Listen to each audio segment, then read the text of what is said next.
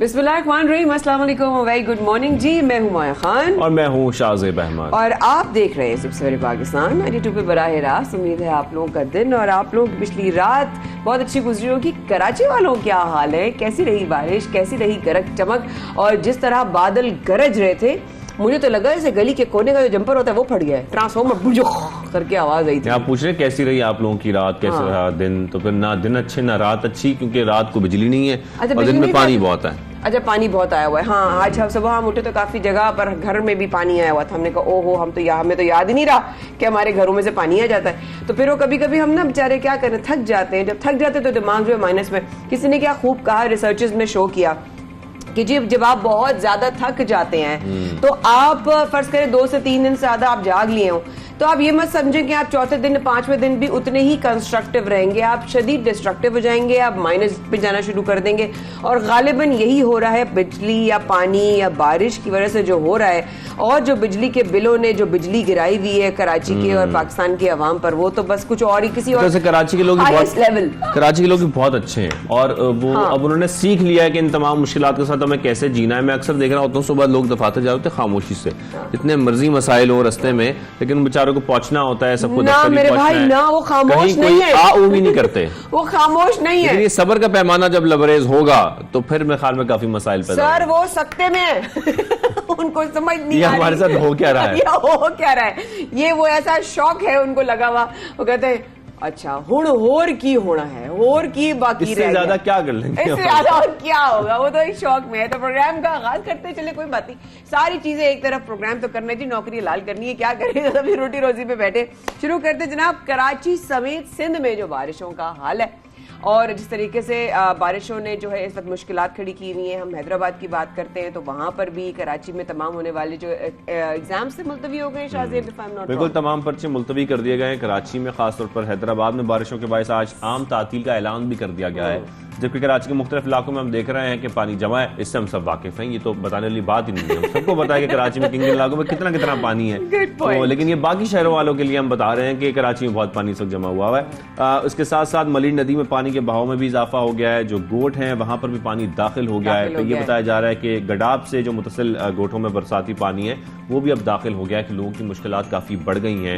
और फिर उन इलाकों में फिर जाहिर है मैनेज करना ही बड़ा मुश्किल हो जाता है अगर पानी आ जाए तो लोग बड़े मुतासिर होते हैं। और नैरो एरियाज हैं। अगर स्कीम 33 की बात करें तो मुख्तलिफ सोसाइटीज में भी पानी जमा हो गया है। थोड़ा सा और आपको बताते हैं, सुमार कुंडानी और गोट मलिर से 8 खानदानों को जो है अल्हम्दुलिल्लाह रेस्क्यू भी कर लिया गया है। अंदरूनी सिंध में मूसलाधार बारिश ने नशेबी इलाकों से शाहजेब कह रहे हैं कि बड़ा डिफिकल्ट हो जाता है उन एरियाज। अब महकमा मौसमियाती कह रहा है कि अभी भी खदशा है अर्बन फ्लडिंग का।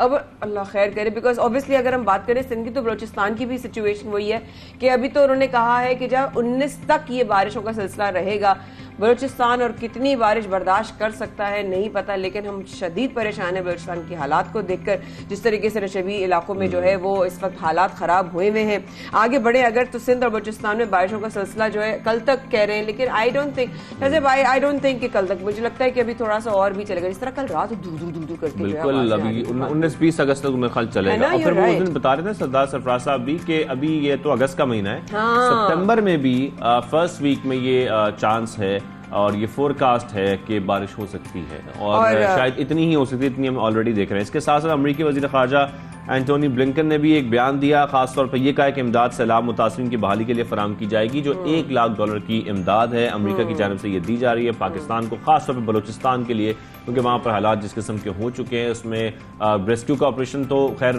चल रहा है क्योंकि बारिशें साथ साथ हो रही हैं, लेकिन इसके साथ साथ वहां के जो लोग हैं उनके लिए इमदाद बहुत जरूरी है, खाने पीने के लिए, उनके रहने के लिए, उनको मुंतकिल किया जा रहा है। सिचुएशन है ना, हम तो सिर्फ बात कर रहे हैं, यकीन करें हम तो सिर्फ एम्पथाइज ही कर सकते हैं, हम तो फील भी नहीं कर सकते वो किस पेन से गुजर रहे हैं। क्योंकि इस वक्त जो है अमेरिका ने भी ऑब्वियसली इस मुश्किल घड़ी में पाकिस्तान का साथ देने का एक बहुत अच्छा एक स्टेप लिया और एक एक्ट किया और एक नजर आया, क्योंकि माहौलियाती जो तब्दीलियां हो रही हैं, ये एनवायरमेंटल चेंज। शाजिब याद है जब हम स्कूल में थे तो हमें बोला जाता है एनवायरमेंट चेंज आएगा, ग्लोबली एनवायरमेंट चेंज होगा और जो है वो सर्दियां जो है वो डिफरेंट हो जाएंगी। आप कराची में तो सर्दियां होती नहीं थी, स्वेटर क्या होता था, हम लोग स्वेटर कमर पे बांधते थे, हमारा तो यही हालात था। हम तो यूनिफॉर्म तो लेना होता था क्योंकि हमें सर्दियों में विंटर यूनिफॉर्म में स्वेटर होता था, लेकिन स्वेटर हम बांध रहे होते थे और भाग रहे होते थे और बैडमिंटन खेल रहे होते थे, लेकिन इन सब से निमटने के लिए हमें एक होना पड़ेगा। हमारा मिशन एक होना चाहिए। हमारा मिशन नेगेटिविटी नहीं, पॉजिटिविटी होना चाहिए। हमारा मिशन साइलेंस नहीं, डायलॉग होना चाहिए। और हमारा मिशन ये देखना चाहिए कि पाकिस्तान की भलाई किस नशा से। और जैसे आप क्लाइमेट चेंज की बात कर रही हैं, खासतौर पर हम देख रहे हैं पूरे पाकिस्तान में ही, हम अक्सर कराची का जिक्र इसलिए कर रहे होते हैं कि कराची में कुछ मसाइल ज्यादा हो जाते हैं, फिर इकोनॉमी सारी इकोनॉमी फिर बहुत बड़ी आबादी कराची में रहती है, बिजनेस हब है कराची, तो यहाँ पर लोगों को मसाइल होने का मतलब है कि पाकिस्तान को नुकसान पहुंचना। तो कराची के मसाइल उजागर करना भी इसलिए जरूरी है कि यहाँ के मसाइल हल होना बहुत जरूरी है, नहीं तो पाकिस्तान मुतासिर होगा, कराची मुतासिर नहीं होगा। तो इसलिए इसके साथ साथ हम जब बाकी इलाकों को देखते हैं, अभी मैं रिसेंटली देख रहा था नारान की एक वीडियो आई हुई थी, वहां पर सैलाबी सूरत बन गई थी, जो असल में ग्लेशियर जब पिघल रहे हैं उसके पानी का बहाव बहुत ज्यादा होता जा रहा है। तब भी अपर चित्राल की साइड पे बहुत ज्यादा हमने देखा ग्लेशियर्स के पिघलने की वजह से काफी रोड्स बह गई हैं। शाहिदास का मकाम है, वहां पर रोड बह गई। तो ये सारी चीजें हम देख रहे हैं। इसके साथ साथ आपको बताएं कि रुपए के मुकाबले में डॉलर एक बार फिर महंगा होने लगा है, लेकिन बहुत ज्यादा नहीं, आपको ज्यादा डरने की जरूरत नहीं, लेकिन थोड़ा बहुत तो जाहिर है चलते रहते हैं। इंटर बैंक में डॉलर की कीमत में 98 पैसे का इजाफा हुआ है, जबकि 214 रुपए 88 पैसे पर बंद हुआ। ओपन मार्केट में डॉलर 1 रुपया महंगा हो गया है। तो इस तरीके से हम ये देख रहे हैं, उतार चढ़ाव चल रहा है। 214 रुपए का अब हो चुका है ओपन मार्केट में। पाकिस्तान स्टॉक मार्केट में भी 240 पॉइंट्स का इजाफा हुआ है। बिल्कुल ऐसा ही है। पंजाब हुकूमत ने जिला गुजरात को अब डिवीजन का दर्जा दे दिया है।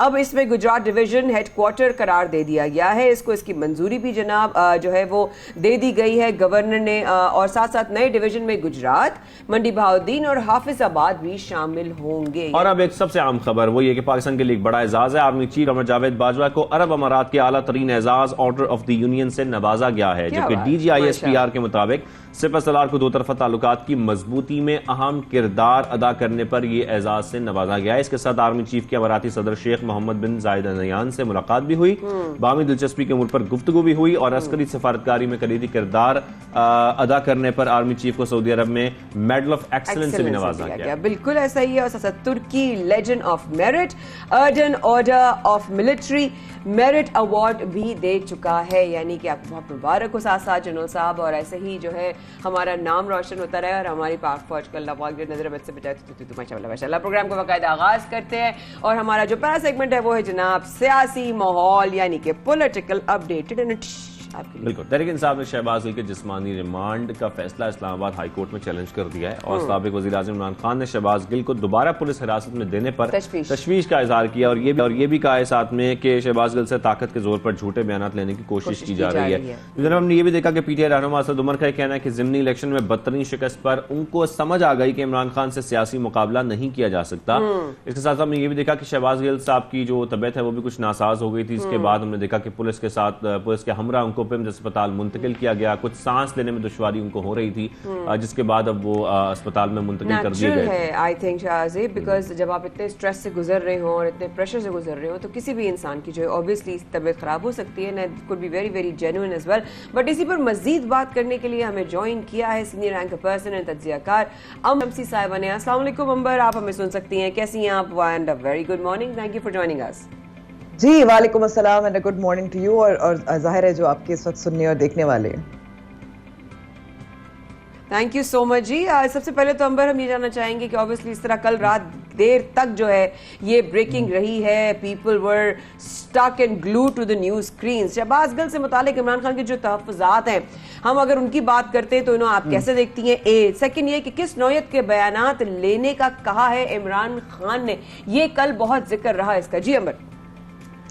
जी देखिए, जो रात पर होता रहा बहुत अफसोसनाक है, इसलिए क्योंकि इस वक्त शहबाज गिल की को कहाँ रखा जाए, किस हिरासत में रखा जाए, और जो इस वक्त रिपोर्ट्स आ रही हैं कि उनको टॉर्चर किया गया है, बहुत मुज़म्मत के काबिल है, और ऐसा नहीं होना चाहिए।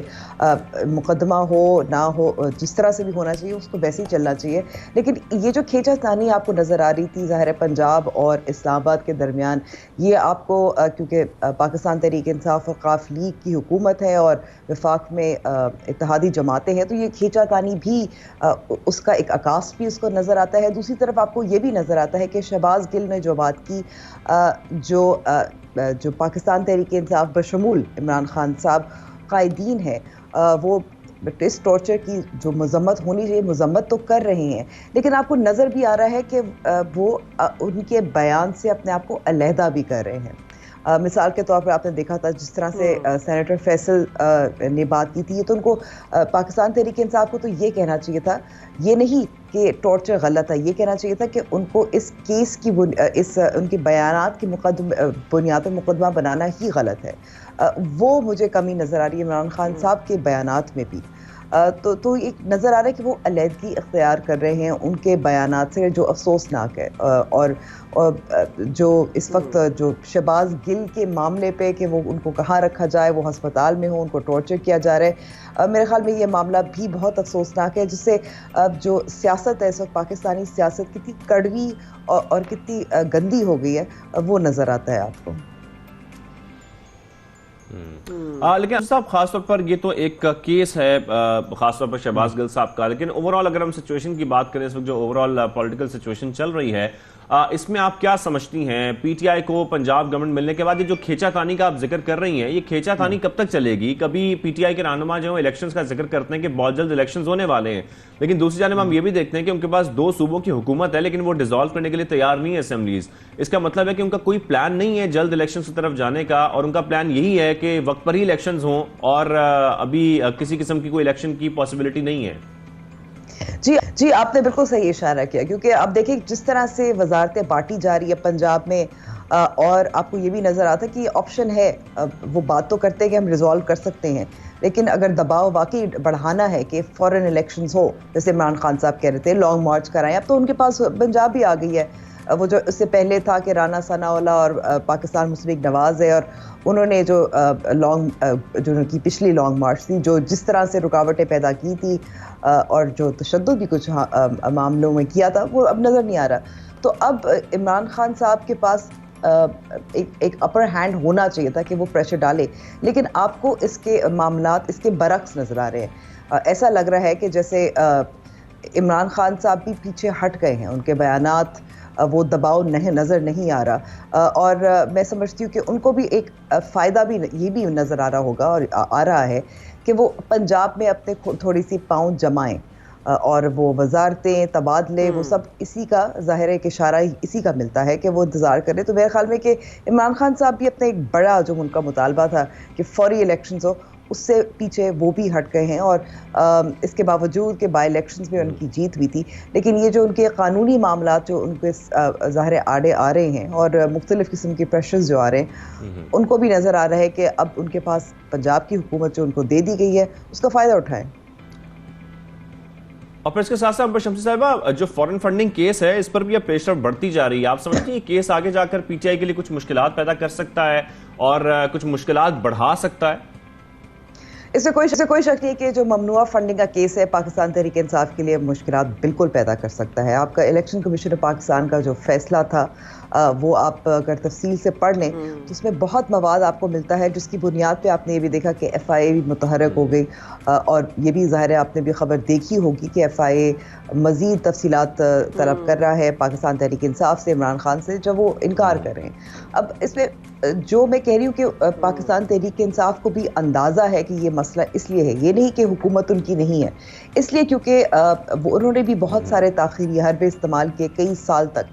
अगर वाकई इनके मामलात फंडिंग के इतने शफाफ होते तो फ़ौरन पेश किया जाता, इलेक्शन कमीशन पाकिस्तान की जुरिस्डिक्शन को चैलेंज ना बार बार किया जाता, जो इतने सारे अकाउंट्स जो छुपाए गए थे, और वो आपको स्टेट बैंक ऑफ पाकिस्तान की मुख्तलिफ रिपोर्ट से भी नज़र आते हैं, कभी 12 कभी 14, वो नहीं आते। फिर ज़ाहिर है आपको आपने ये देखा होगा कि जो फाइनेंशियल टाइम्स की जो एक अंग्रेज़ी जरीदा है और बहुत माना हुआ जरीदा है, उसमें जो खबर आई थी आरिफ नकवी के हवाले से, और जिस तरीके से वो फंड जमा किए गए थे क्रिकेट मैच के या टूर्नामेंट के ज़रिए चैरिटी डोनेशंस के नाम पर, और एक ऑफशोर कंपनी के ज़रिए उनको ट्रांसफ़र किया गया था, मुंतकिल किया गया था पाकिस्तान तहरीक इंसाफ को। तो ये सब मामलात बहुत संजीदा हैं, और पाकिस्तान तहरीक इंसाफ जब अवॉइड करती है इसको कानूनी तौर पर से निपटना या अपने अकाउंट्स को ज़ाहिर करना, तो इससे वाकई अंदाज़ा यही होता है कि मामला संजीदा है। लेकिन किस हद तक संजीदा है?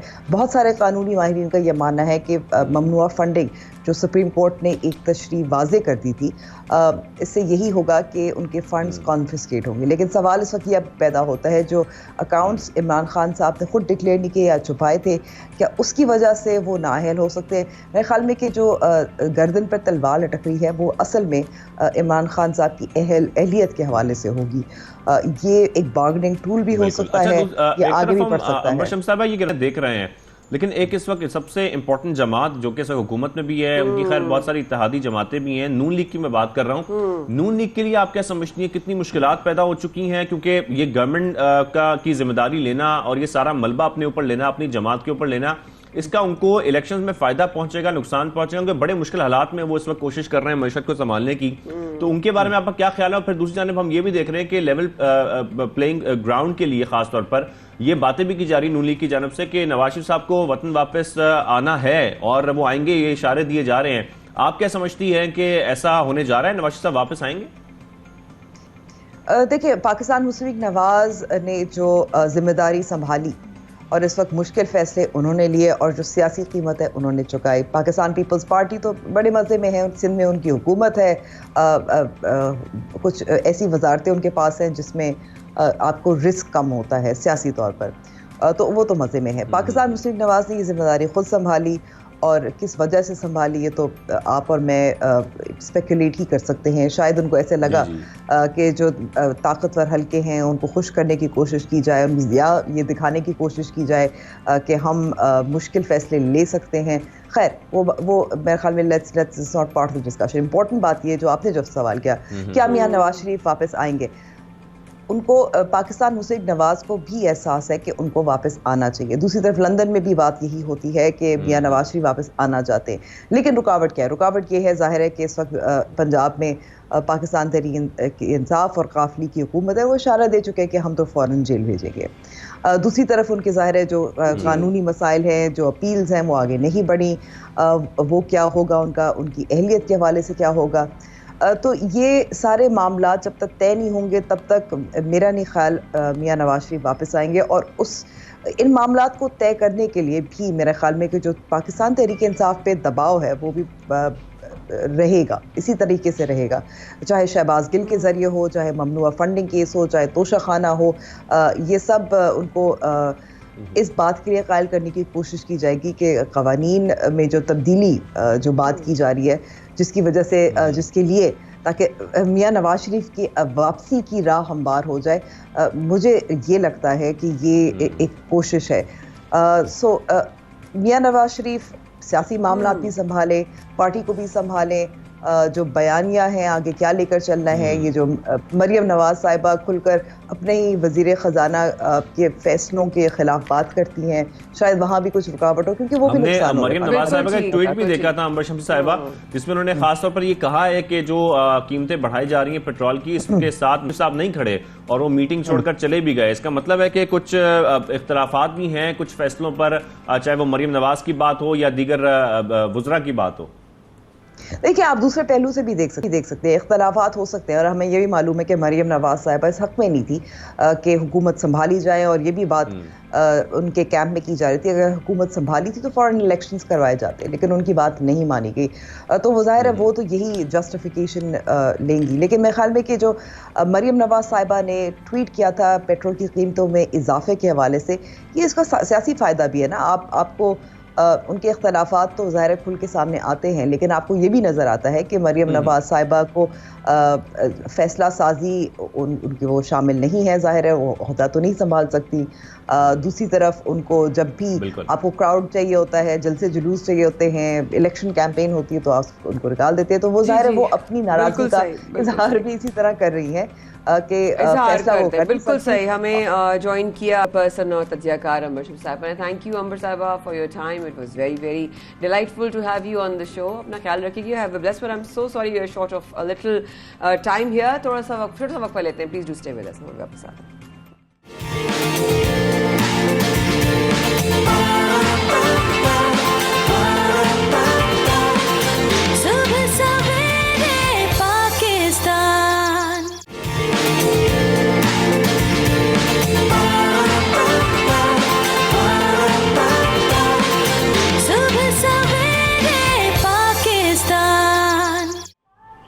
एक बार फिर हमारे साथ रहने का बहुत शुक्रिया। शाहजेब और माया कर रहे थे आपका इंतजार सुबह सवेरे पाकिस्तान में। और शाहजेब अभी हम जो ब्रेक में बात कर रहे थे उसी से शुरू करें, क्या ख्याल है? बिल्कुल उसी से करें, बड़ी इंपॉर्टेंट बात है, बड़ी खतरनाक बात है ये। और बात ये है कि पता ये चला है एक हमारे जराये के मुताबिक, हमारे खबरें सामने आई हैं कि पाकिस्तान ने IMF को पेट्रोलियम मसनूआत पर 50 रुपए लीटर तक बढ़ाने की यकीन दहानी कराई है।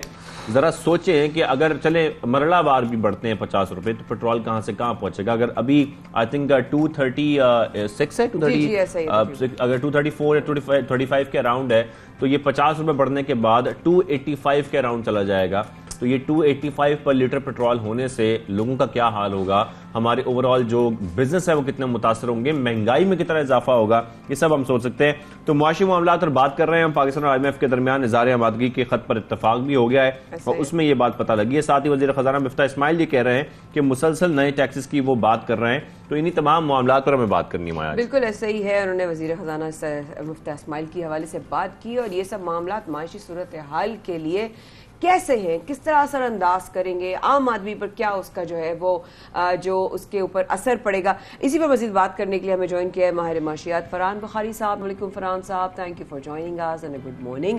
प्रोग्राम का आगाज़ करते हैं सबसे पहले तो ये बताएं कि ये जो इतलात हमें जो बर्डीज़ ने हमें जो खबरियों ने खबर दी है इसमें कितनी सदाकत है, मौजूदा हुकूमत की IMF से मामलात कहाँ तक पहुँचे? जी फरहान साहब। जी अस्सलाम वालेकुम, good morning, thank you very much.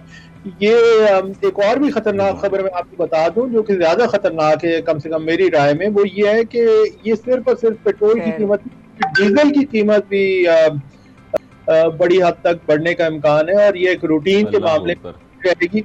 मुझे ये भी खदशा है कि आजकल तो कुछ थोड़ी बहुत खुशियां मनाई जा रही हैं कि जी बैनुल अक़वामी सतह पे तेल की कीमतें कुछ कम हो रही हैं, आप रोजमर्रा की जिंदगी सुनते हैं, लेकिन ये ना भूलिए कि सर्दियां नजदीक ही हैं और मगरबी दुनिया में सर्दी के मौसम सरमा में जो पेट्रोलियम मसनूआत की डिमांड है वो बढ़ जाती है। यूरोप में खास हीटिंग की वजह से इसमें ये हीटिंग की डिमांड है, उसकी वजह से कीमतें बढ़ जाती हैं। तो ये एक आर्मी मतलब हम मुआशी मामलात की बात कर रहे हैं कि मामलात तय पा गए IMF के साथ। ये जिस तरह मामलात तय पा रहे हैं इससे किस तरह के मामलात बनेंगे पाकिस्तान के और कितनी महंगाई में इजाफा होगा आपके ख्याल में? अगर ये इस तरह से 50 रुपए बढ़ा देते हैं, जैसे कि आप डीजल का भी जिक्र कर रहे हैं, पेट्रोल का भी, तो एक कैसी महंगाई की लहर आएगी पाकिस्तान में? भाई अभी आप ये देखिए कि अगर डीजल की कीमत बढ़ जाती है तो उसका हमारी ज़रूरी मईशत पे फौरन असर होगा, जहाँ पे मामलात वैसे ही बहुत कमजोर हैं। चंद ही महीनों में, अगले 2-3 महीनों गंदम की फसल की बिजाई है, गंदम से आटा बनता है।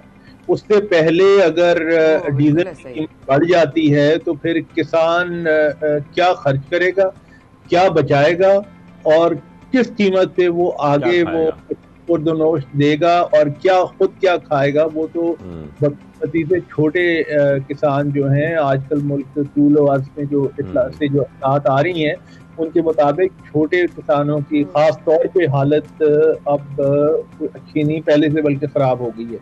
तो आटा महंगा, उसके अलावा अशिया खुर्दनोश महंगी, फिर ये डीजल पे खर्च अगर ज्यादा होगा यानी कीमत बढ़ेगी तो फिर उससे ट्रांसपोर्ट महंगी, ट्रांसपोर्ट की वजह से रोजमर्रा की जिंदगी में जो दूध और अंडों का आने जाने का मामला है वहां से लेके और फलों तक, ये तो कीमत तो अक्रॉस द बोर्ड हर चीज पे बढ़ेगी। अच्छा, फिर मुल्क में बदकिस्मती से जो सियासी इख्तलाफात बहुत तेजी से बढ़ते जा रहे हैं, उनकी वजह से हाकमियत का मामला पहले ही कमजोर था, मजीद कमजोर हो गया और ये सियासतदान हमारे इस वक्त आपस की बंदरबांट में, आपस के लड़ाई झगड़े में, कोई भी पार्टी हो और कोई भी हुकूमत हो, चाहे नुकसान तो मुल्क को ही, माशत को है। नुकसान सबसे ज्यादा आम लोगों को है, आम लोगों के लिए नुकसानात हैं और इसलिए इस सूरत हाल में कई लोग अब ये जो जिनका सियासत से बराह रास्त कोई ताल्लुक नहीं, लेकिन वो ये कहते हैं कि जी एक नए सियासी मैंडेट की जरूरत है, इलेक्शन की तरफ लेके जाएं, लेकिन इलेक्शन की तरफ नहीं है, विजन की जरूरत है। उसके बाद एक सर उसके अलावा बिल्कुल इन्फ्लेशन में बहुत ज्यादा इजाफा। एक तरफ हम ये भी देख रहे हैं कि नए टैक्सेस में इजाफा करने का इशारा दिया जा रहा है, दूसरी जानब हम ये भी खासतौर पर बातें सामने आ रही हैं कि IMF के साथ जो मजीद शराइत हैं वो भी सामने आ सकती हैं। फिर सर ये जरूर बताइएगा कि स्टेट बैंक की जो शरह सूद है उससे क्या तवक्को की जा सकती है, वो क्या मुतवक्के है, क्या होने जा रहा है, जरा इस हवाले से बता दें। थोड़ी टाइम की शॉर्टेज है तो और आपसे मजीद डिटेल में बात करते हैं। आइंदा सोमवार को स्टेट बैंक की मॉनेटरी पॉलिसी की मीटिंग है। इस वक्त कहना कुछ कबल वक्त है सूद के बारे में, लेकिन जो शरह सूद 15% इस वक्त है वो मुल्क में इन्फ्लेशन की शरह से खासी कम है। सवाल ये है कि क्या स्टेट बैंक इस मौके पे शरह सूद ना बढ़ाने का, मजीद ना बढ़ाने का फैसला कर सकता है या शरह सूद बढ़ानी पड़ेगी, क्योंकि अफरात ज़र की शरह जो है वो इतनी ज्यादा हो गई है कि अगर आपने पैसे अपने बैंक पे रखे हुए हैं तो वो आपके पैसों की कीमत कम हो रही है और ये कोई अच्छा कोई कम हो रही है। बिल्कुल सही है। बिल्कुल सही है सर। आई एम सॉरी, अब हम दोनों की तरफ से पहुंची, एक्सेप्ट कीजिएगा, वक्त की थोड़ी किल्लत है, लेकिन आपसे डेफिनेटली दोबारा रब्ता करेंगे। लेकिन अब तक के लिए आपके वक्त की बहुत शुक्रिया। Thank you so much. Farhan Bukhari साहब हमारे साथ मौजूद थे, माहिर मशियात। प्रोग्राम में आगे चलते हैं जल्दी। और अभी खबर आई है थोड़ी देर पहले ही, वो ये कि अमीर जमात इस्लामी कराची हाफिज नईमुर रहमान ने शहर में बल्दियाती मसाइल के हल और बढ़ती लोड शेडिंग जिसका जिक्र हम प्रोग्राम में शुरू में यही बात कर रहे थे कि कराची के जो मसाइल बढ़ते जा रहे हैं उसके लिए आवाज कौन बुलंद करेगा। तो इसमें कोई भी जमात हो जो कि कराची के लोगों के लिए बाहर निकले, हम उसकी बात जरूर करेंगे, क्योंकि फिर वो इसका मतलब है कि वो चाह रहे हैं कि कराची के मसाइल हल हों। कराची वालों को भी उनके साथ खड़ा होना पड़ेगा अगर वो चाहते हैं, और अगर हुकूमत ये समझती है कि वो मसाइल हल कर सकते हैं तो फिर हुकूमत को मसाइल हल करने चाहिए। 21 अगस्त को हक दो कराची मार्च किया जाएगा। हाफिज नईम साहब हमारे साथ मौजूद हैं बराह रास्त इस वक्त कराची के मसाइल के हवाले से, लोड के हवाले से, और ये जो हक दो है इसके मार्च के हवाले से उनसे बात करते हैं। अस्सलाम वालेकुम। अमीर जमात इस्लामी कराची हाफिज नईमुर रहमान साहब ने ज्वाइन किया। अस्सलाम वालेकुम नईम भाई, उम्मीद है आप खैरियत से होंगे। ये जो तहरीक के बात अभी की है इसके बारे में जरा बात कीजिएगा, लेकिन ये जो तरीका कार है दिन भर बिजली गायब रहने का और फिर आधी आधी रात को लोग सोते सोते उठ जाते, बुजुर्ग, बच्चे, ज़ईफ, बीमार, ये इस पर क्या कहेंगे हाफिज भाई जी? बहुत बुरा हाल है। रात भर लाइट नहीं होती और वो भी किस्तों में, 1 घंटा जाती है, 1 घंटा आती है, फिर 1 घंटा चली जाती है, और उसके नतीजे में जो डिस्टर्बेंस हो सकती है, यानी वो कितने लाखों मिलियंस में तो वो लोग हैं जिनके पास कोई अरेंजमेंट नहीं है। इस शहर में 3 करोड़ से जायद का शहर है, गरीब आबादियों में रहते हैं, फ्लैटों के अंदर रहते हैं, हब्स का आलम है, और आप बताएं कि कोई अरेंजमेंट नहीं होता। जिनके पास जो UPS वो तो फेल हो गए। अब आ जाता है जनरेटर, वो जनरेटर चलेगा किससे?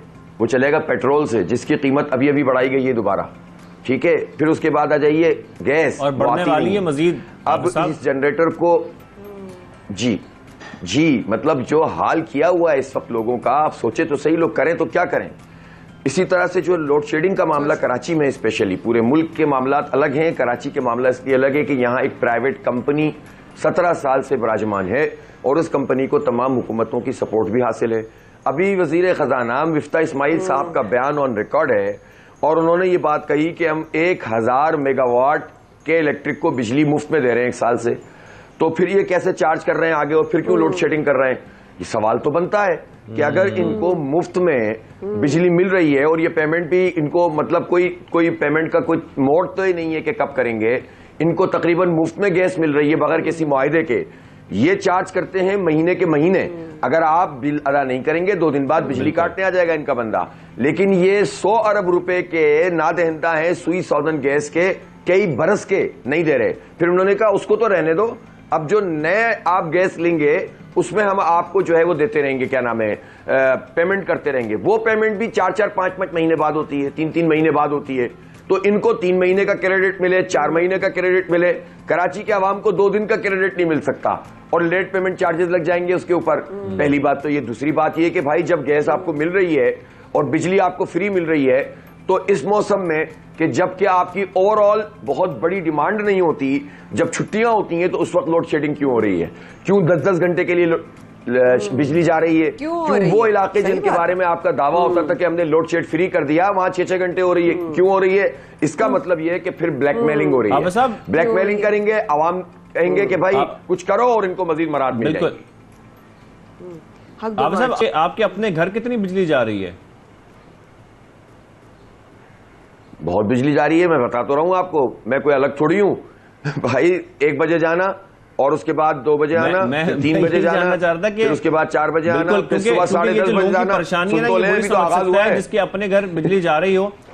बिल्कुल। और साथ में जो आप इस तहरीक चलाने की बात कर रहे हैं सर, जरा मुझे ये बताइएगा कि जमात इस्लामी की जानिब से पहले भी बहुत सारी तहरीकें चलाई गई हैं, कराची के लिए आवाज उठाई गई है जमात इस्लामी की जानिब से।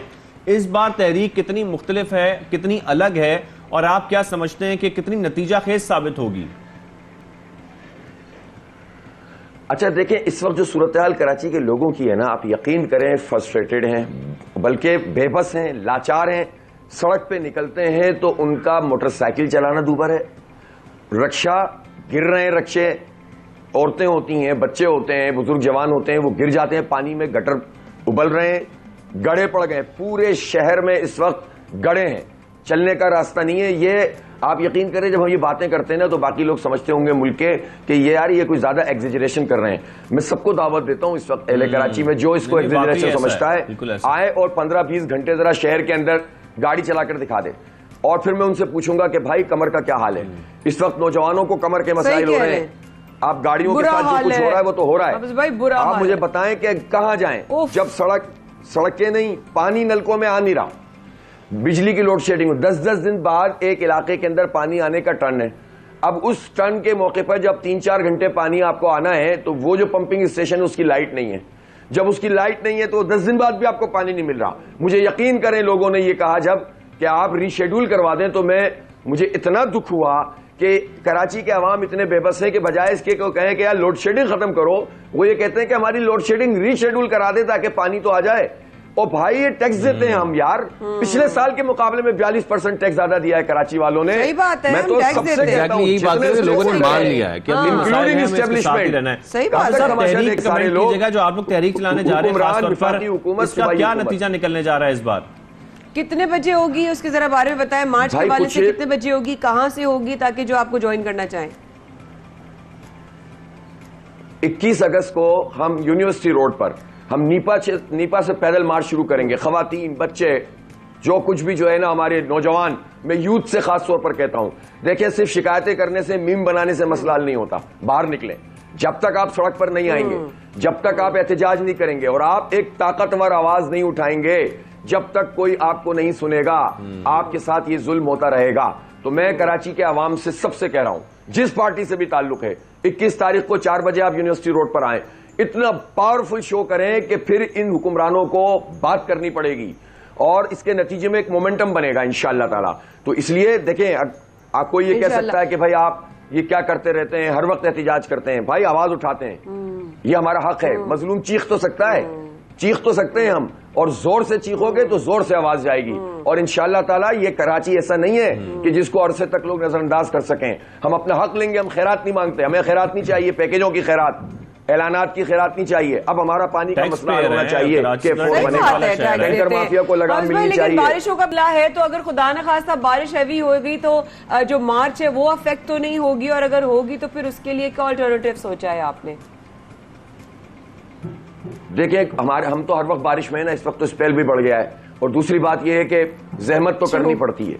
हमने जब धरना दिया था 29 दिन का, तो शदीद सर्दी थी, याद होगा आपको, उसमें बारिशें हुई, उसमें आंधी आ गई, एक दिन सब कुछ उड़ गया हमारा। हम खड़े रहे तो हमने हुकूमत को झुका दिया।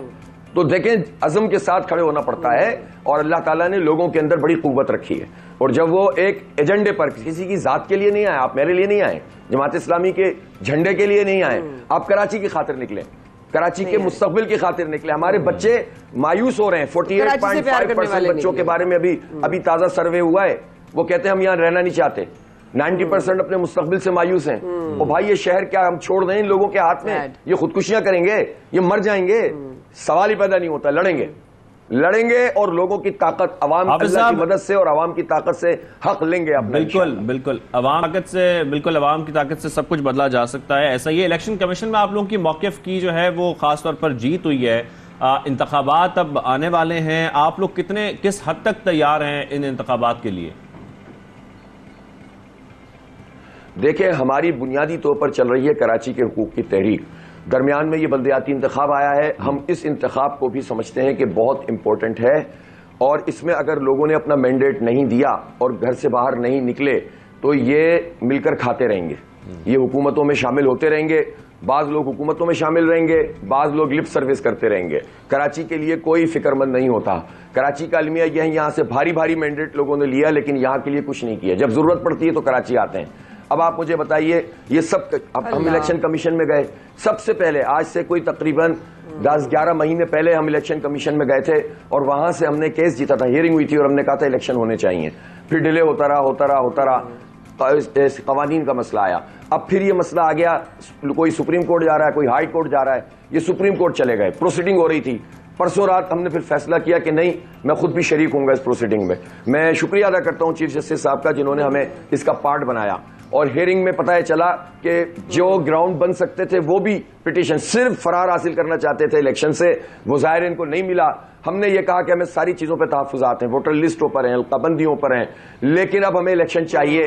2.5 साल से आप एक आईनी चीज रोके हुए हैं। कम से कम एक मेयर होगा, वाली वारिस तो होगा, कुछ काम तो कर सकेगा। इंशाल्लाह इख्तियारात भी लेंगे और ये तमाम चीजों को एड्रेस किया जाएगा। लेकिन अब हम अभी कराची के लोगों को बल्दियाती इलेक्शन चाहिए। ये ज़िमनी इंतखाब हो रहे हैं ना, बेरंग, बेबू, बेजायका, न किसी का फायदा न किसी का नुकसान, सिर्फ सियासी जो है वो एक वो है राइवलिटी जिसके अंदर जो है वो लोग राइवलरी के अंदर जो है मौजूद हैं। तो मैं समझता हूं कि बजाय इसके कि इस तरह की चीजों में कौम पड़े, ठीक है वो अपनी जगह होता रहे, लेकिन असल हमारी जरूरत है बल्दियाती। इस शहर को मेयर चाहिए, इस शहर को टाउन के नाज़मीन चेयरमैन चाहिए, इस शहर को ग्रास रूट लेवल के ऊपर चेयरमैन चाहिए, काउंसलर चाहिए। तो इसलिए इस शहर को उसके हक से महरूम ना किया जाए। कुछ ना कुछ तो सिलसिला आगे बढ़ेगा।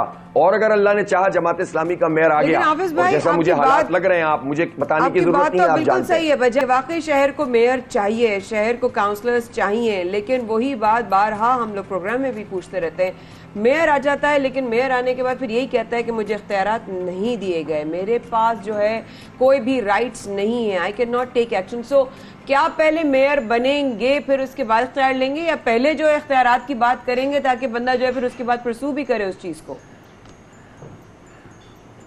देखिए इख्तियारात की बात तो हम कर ही रहे हैं, धरना तो हमने ही दिया, किसी और ने तो नहीं दिया। जिद्दोजहद हमने की, बात चीज़ों पे हुकूमत को झुका दिया। बहुत सारी चीज़ें सुप्रीम कोर्ट के फैसले के मुताबिक होनी है। कल भी सुप्रीम कोर्ट की प्रोसीडिंग में ये बात आई है और सुप्रीम कोर्ट ने हिदायत की है कि आप उस फैसले के ऊपर अमल दरामद करें और तमाम महकमों को डिवॉल्व करें। ये सब बातें अपनी जगह, लेकिन इसको बुनियाद बनाकर 2-2.5 साल तो चले गए ना, तो आपको प्लेटफॉर्म तो चाहिए ना कि जिस पर ये आवाज और ज्यादा ताकतवर हो सके। जब बगैर मेयर के और बगैर इंतखाब के ये जिद्दोजहद इतनी आगे बढ़ रही है, तो अल्लाह ने चाहा और जमात इस्लामी का मेयर हुआ तो आपके ख्याल में वो आराम से बैठ जाएगा। पहली बात तो ये है कि जितना इख्तियार है उतना काम करेंगे इंशाल्लाह, इसमें कंजूसी नहीं करेंगे, रोएंगे नहीं। मैं तो बार बार एक ही बात कह रहा हूं, रोएंगे नहीं, फाइल फेंक के नहीं जाएंगे। हमारा क्रिमिनल रिकॉर्ड नहीं है, हम हुकूमत के आगे क्यों झुके भाई? हम कराची के अवाम के साथ खड़े होंगे बगैर मैंडेट के इतने बड़ी तादाद में। तो जब अवाम का मैंडेट मिल जाएगा तो इन्हीं लोगों को झुकाएंगे, सारे प्रोजेक्ट करवाएंगे। ये मुझे अल्लाह की जात पे पूरा यकीन है इंशाल्लाह।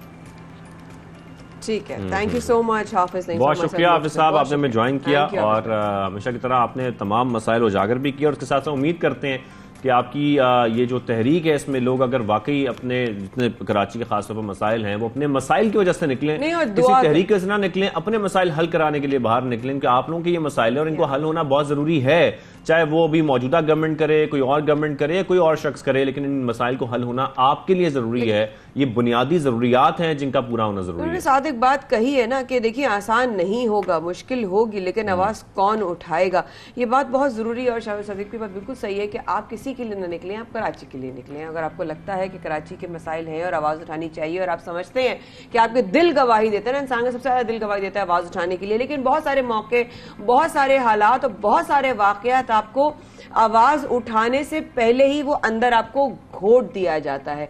या आप यूं कहिए कि शायद नफसियाती तौर पर आपको इतना बड़ा झटका लगता है कि आपकी आवाज उठने से पहले ही दब जाती है, मर जाती है, दफन हो जाती है। मैं बात कर रही हूं फैसलाबाद वाले वाकये की, जिसकी पूरे पाकिस्तान और पूरी दुनिया इस वक्त जो है वो विटनेस है। और जो वाकया पेश आया, मैं उसके बारे में ज्यादा इसलिए नहीं कहूंगी क्योंकि जाहिर है being a female my self, मैं सोच भी नहीं सकती कि किसी एक लड़की के साथ अगर इस तरह का वाकया पेश आए सिर्फ इसलिए कि उसने शादी से इनकार कर दिया।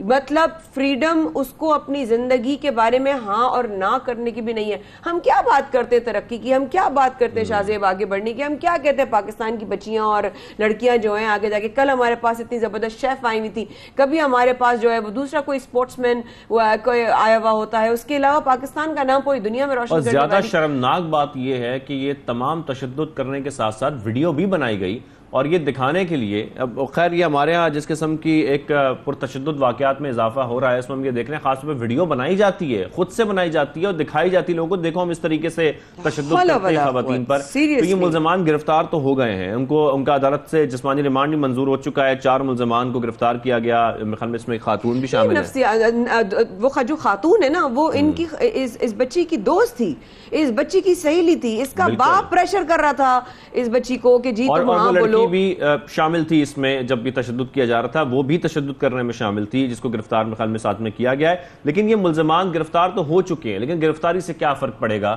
खैर अभी ये बताया भी जा रहा है कि जमानत पर वो कानूनी कार्रवाई है, वो कानूनी कार्रवाई कानून को करनी चाहिए, लेकिन ये नफ्सियात के इस तरह करना कि किसी ने आपको ना कह दिया, आपकी ईगो पे इतना लग गया कि आपने उस इंसान का मतलब इंसान को इंसान नहीं समझा, इंसान जानवर के साथ ऐसा नहीं करता, आपने एक इंसान और एक औरत के साथ ऐसा किया, उसकी नफ्सियात और इस बच्ची के साथ होगा, वो किस नफ्सियाती प्रेशर से गुजर रही होगी। इसी पर हमारे साथ बात करने के लिए हमारे बहुत ही काबिल मोहतरम डॉक्टर मोइज़ हुसैन हमारे साथ मौजूद, माइंड साइंटिस्ट और माहिर नफ्सियात। अस्सलाम वालेकुम डॉक्टर साहब, बहुत शुक्रिया हमें ज्वाइन करने के लिए। आई एम सॉरी आपको हम सुबह सुबह हमेशा तंग करते हैं और कोई ना कोई मसला ही लेकर आते हैं, लेकिन क्या करें कि रहनुमाई की बेहद जरूरत है। इस वाक़े के बारे में क्या कहेंगे डॉक्टर साहब? जी बिस्मिल्लाहिर्रहमानिर्रहीम जी, मैंने जी पाकिस्तान में बड़े अजीब व गरीब वाक़यात सुने हैं, वीडियोस देखी है। किसी औरत ने अपने शौहर को कत्ल किया, उसके बाद उसके टुकड़े करके उसका गोश्त बनाने की कोशिश की। किसी मर्द ने औरत को काटा, उसको डाला पतीले के अंदर, पानी डाला, उसको उबालने की कोशिश की। लड़की का गला काट के फुटबॉल की तरह खेला गया। ये बड़ा अजीब व गरीब वाक़या जो आज हम जिसको डिस्कस कर रहे हैं, मेरी टीम ने मुझे बताया कि ये वीडियो आई है। नॉर्मली मेरे पास बहुत वीडियो आती है, मैं देखता नहीं हूँ। मुझे पता है कि वीडियो देखते देखते आपके जहन पे इसका असर होता है, आपकी नफ्सियात पे असर होता है। थोड़ी देर पहले ही आप जब बात कर रहे थे बिजली वाली और रोड टूटे हुए, तो ऑलरेडी इंसान इतना परेशान है कि वो समझ नहीं आती कि सर्वाइव कैसे करे। ऊपर से ये जो वीडियो आप देखते हैं उससे आपके अंदर गुस्सा, इश्तिहाल, नफरत, बेबसी इतनी बढ़ती है कि फिर आप कुछ ऐसे इक़दाम करते हैं अपनी जिंदगी में जो कानूनी तौर पे भी गलत है और शरई तौर पे भी गलत है। देखिए, हर इंसान को ये हक है, शरीयत आपको हक देती है हाँ या ना कहने की, कानून आपको हक देता है हाँ या ना कहने का। इसी तरह फिर इंसानियत का एक हक है कि इंसान कह सकता है कि जी मेरी मर्जी नहीं है। जब ये वीडियो देखी गई उसमें पता चला कि जी ये जो लोग हैं जिनके पास अल्लाह ने ताकत दी है, या तो इक़्तिदार है, कुर्सी है, या फिर इनके पास दौलत है, तो ये फिरौन है, इनकी जो मर्जी वो कर सकते हैं।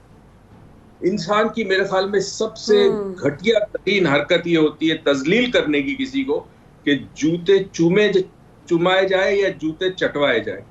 मारपीट होती है घरों में, बेटियों को मार पड़ती है, बीवियों को मार पड़ती है, हमारे माशरे में बड़ा कॉमन है। तो बाल काटा गया, बाल जो काटे गए उसके वो तजलील है, बहुत बड़ी इंसानियत की तजलील है। और दूसरा, जूतों को चटवाया जाना ये हद से ज्यादा तजलील है। इसका मतलब ये कि जो माइंड सेट है, जिस फैमिली को पकड़ा गया है, जो माइंड सेट है, ये माइंड सेट बड़ा खतरनाक है, पाकिस्तान में बहुत बढ़ता जा रहा है।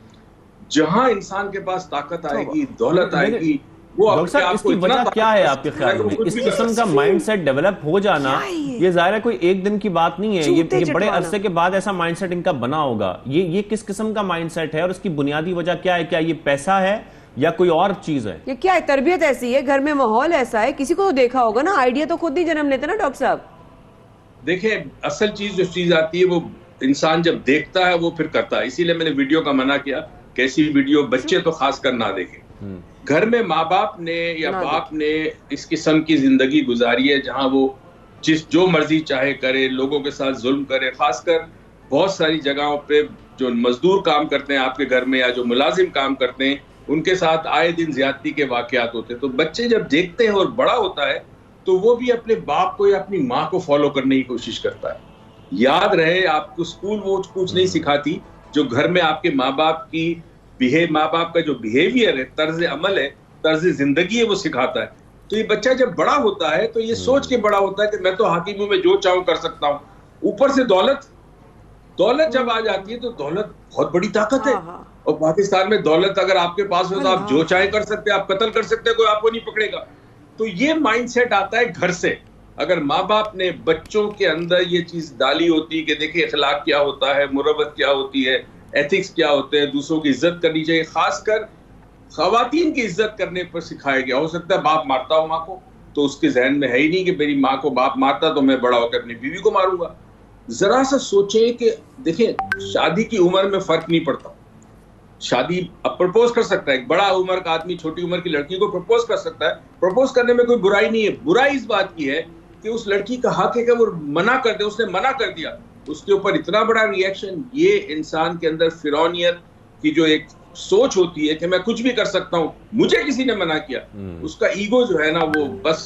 और ईगो आपको पता है जितनी ताकत बढ़े, इक्तदार बढ़े, जितनी पोजीशन बढ़े, जितनी दौलत बढ़े, इतना ईगो बढ़ता है। गरीब का ईगो मर जाता है क्योंकि उसकी बिल्कुल डॉक्टर साहब, हम उम्मीद करते हैं कि लोगों की कुछ बर्दाश्त बढ़े, ये बर्दाश्त खत्म हो और साथ में जो कानून का खौफ है वो कुछ कायम हो, ताकि लोग इस किस्म के वाकयात से ही रुक जाएं, क्योंकि तरबियत तो अब बदलना बहुत मुश्किल हो गया। बहुत शुक्रिया डॉक्टर साहब, आपने हमें ज्वाइन किया और खासतौर पर इस वाक़े पर जिस तरीके से आपने जो बातें बताई हैं ये बड़ी सोचने वाली हम सबके लिए कि ये हमारा माशरा खासतौर पर किस तरफ जा रहा है और इस किस्म के तशद्दुद के वाकयात बढ़ते जा रहे हैं। छोटी सी ब्रेक लेते हैं, ब्रेक के वापस आते हैं।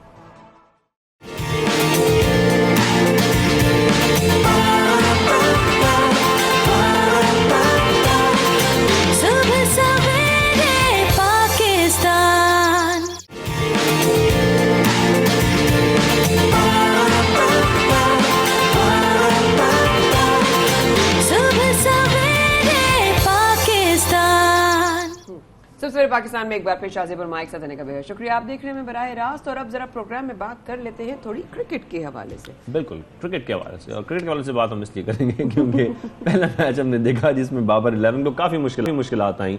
और मुश्किलात इसलिए आई हैं, जब हम बात कर रहे थे माजिद भट्टी साहब से भी वो जिक्र कर रहे थे कि जो गेम कम्बिनेशन है, जो हम देख रहे थे कम्बिनेशन थे खास तौर पर, फिर हमारे बाबर आजम पर बहुत ज़्यादा रिलाई किया जाता है। बाकी जो बैटर्स हैं पता नहीं को क्या हो जाता है, बॉलर्स को क्या हो जाता है, लेकिन पूरी टीम को एक साथ खेलना, परफॉर्म करना बहुत इंपॉर्टेंट है। हम सिर्फ और सिर्फ जो है ना माया 15 रन से जीते थे, 15-16 रन से, तो ये गलत बात है। नीदरलैंड से हमें एक बड़े मार्जिन से जीतना चाहिए और हम जीत सकते हैं। हम क्यों दूसरे की स्ट्रेंथ देखने के बाद उसी की स्ट्रेंथ पर खेलना चाहते हैं जो हमारी अपनी स्ट्रेंथ है टीम की, जो कि वाकई बहुत जबरदस्त है। फिर आगे हमारा भारत से मैच है, हम इस किस्म के मैचेस नहीं देख सकते। उसका रीजन है सर, हमारा अपना कोई मौकफ ही नहीं है। आपका मौकफ है, मुझे भी चलेंगे।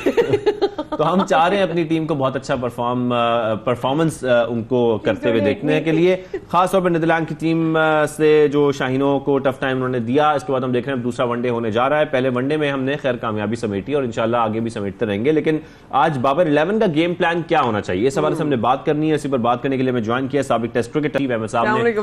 तौसीफ साहब गुड मॉर्निंग, अस्सलाम वालेकुम, कैसे हैं आप? जी वालेकुम सलाम, बहुत बहुत शुक्रिया। मुझे लग रहा है हम सबको भारत की ज्यादा फिक्र है, नीदरलैंड की नहीं है।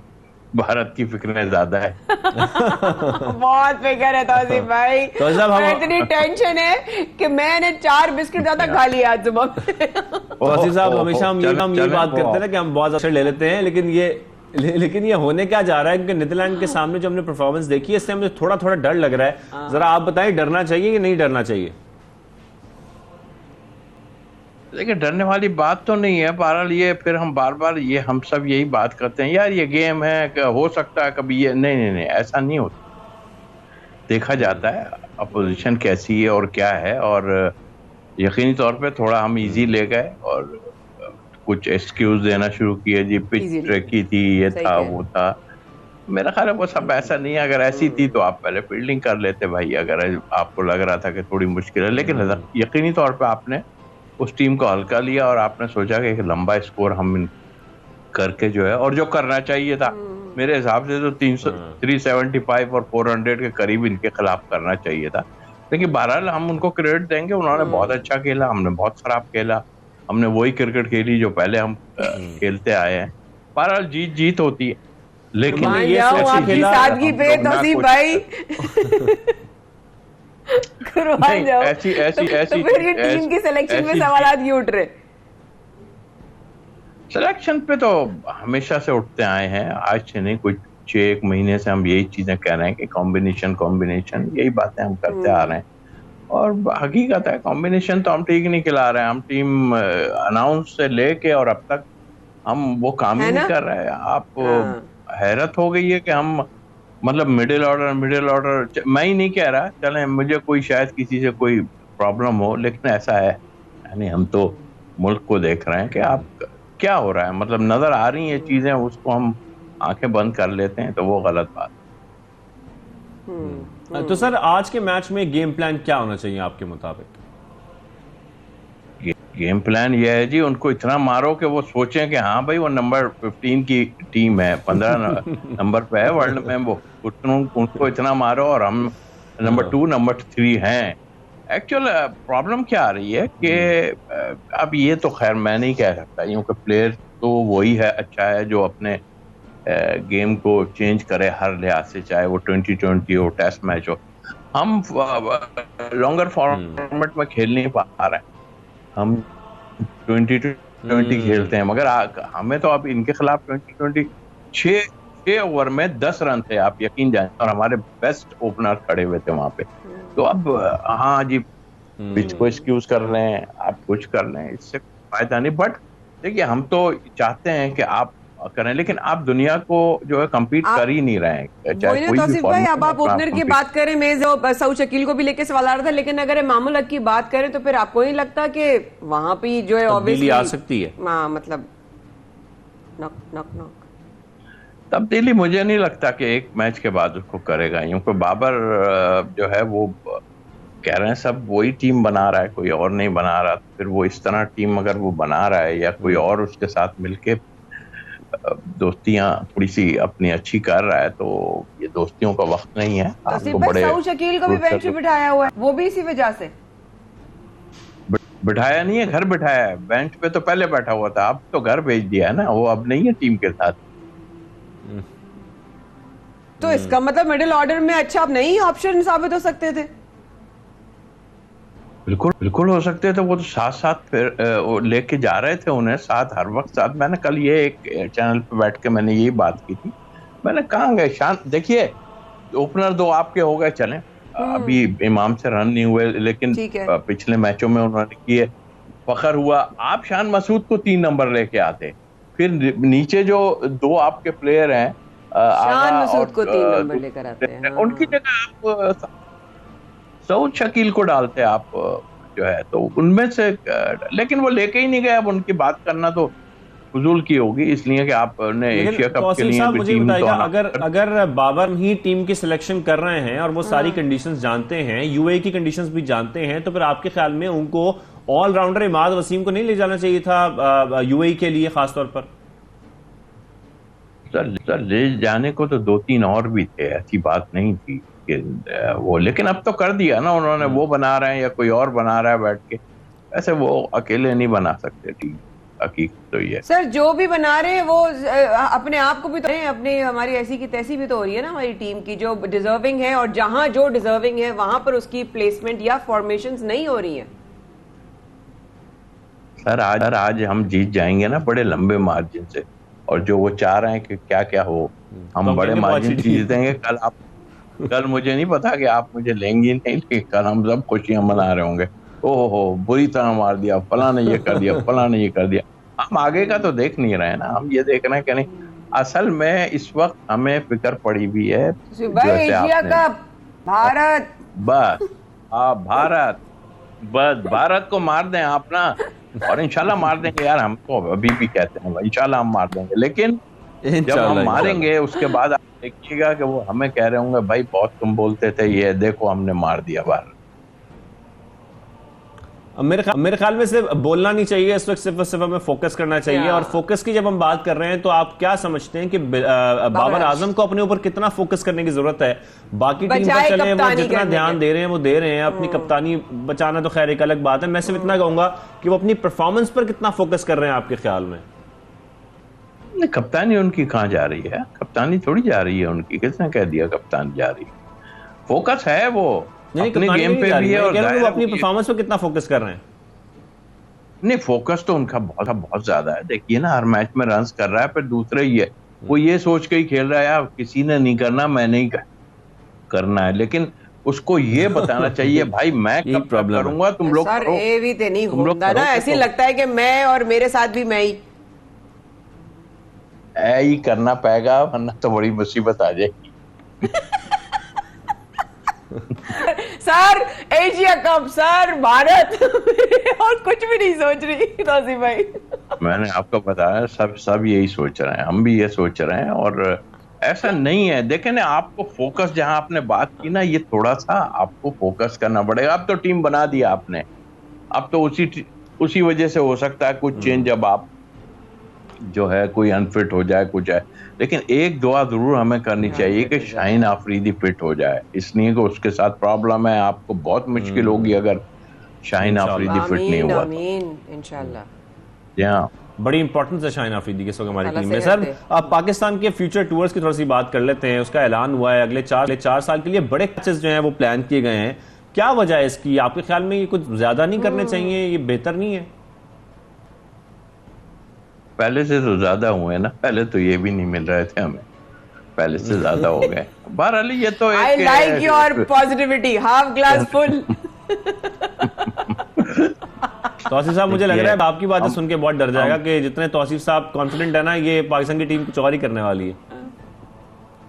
सर हमारे टाइम में तो वो हमारे करीब भी नहीं आते थे, अगर आपको याद हो। हम तो उन्हें ये बात तौसीफ भाई, ये बात मैं सीटी मार देती अगर मैं इस वक्त स्टेडियम में होती। देखिए, उन्होंने तो ये कहना शुरू कर दिया था ये इस वजह से जीतते हैं कि जुम्मे के दिन मैच होता है, और लेकिन हमने तो इनको भारत में भी जाके मारा, तो जुम्मा तो नहीं था वहां पे। तो मतलब कहने का ये कि नहीं, बिल्कुल हम, लेकिन ऑनेस्टली उन्होंने टीम अपनी अच्छी की है और तरीके से की है। हम दूसरे उसमें लग गए, उन्होंने बहुत अच्छी टीम बना ली है। 60-40 का मुकाबला, अब भी 60-40 दे रहा हूं मैं अपनी टीम को, 60-40 का मुकाबला है उनकी। देखिए वो थोड़ा सा प्लानिंग से जा रहे हैं। आप देखिए, जिम्बाब्वे टीम भेजी उन्होंने, नए लड़के भेज दिए और यंगस्टर को जाके उनको खिलाया, तो एक प्रॉपर उन्होंने 2021 टीम बनाया है। जी हाँ, बना रहे हैं, वो सेकंड इंस्टेंस बना रहे हैं अपनी। और प्लेयर्स बनाना बहुत जरूरी है। Tauseef, thank you very much, बहुत शुक्रिया, बड़ा अच्छा लगा आपसे बात करके। तौसीफ साहब, उम्मीद करते हैं हम आगे एशिया कप में भी अच्छा परफॉर्म करें। भाई मजा आ गया, एशिया कप भारत।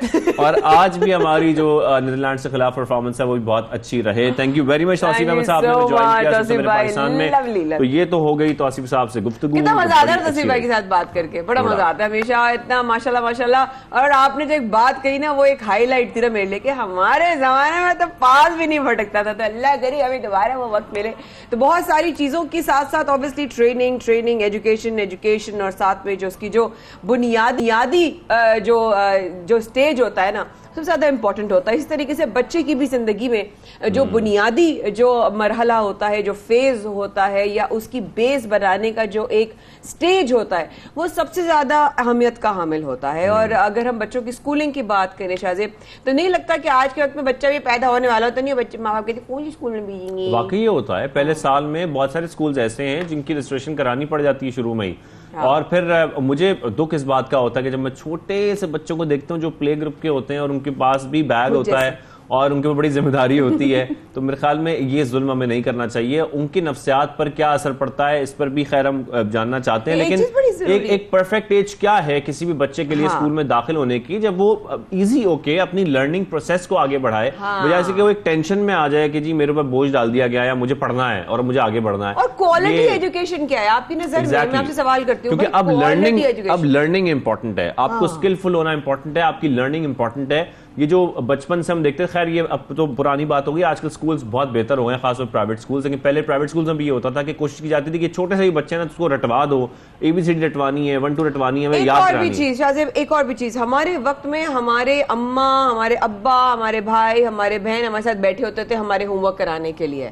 आज जो होता है वो शायद मसरूफियात हैं या ऑब्वियसली और बहुत सारी चैलेंजेस हैं। मेरा तो होमवर्क मेरी अम्मी करती थी, खैर मैं इसलिए बहुत आगे निकल गया। खैर वालिदैन का बच्चे के पहला सवाल यही होता है कि अच्छा स्कूल कौन सा है, कहाँ दाखिल कराना है, कैसे दाखिल कराना है, ये बातें सारी आज हम जानेंगे।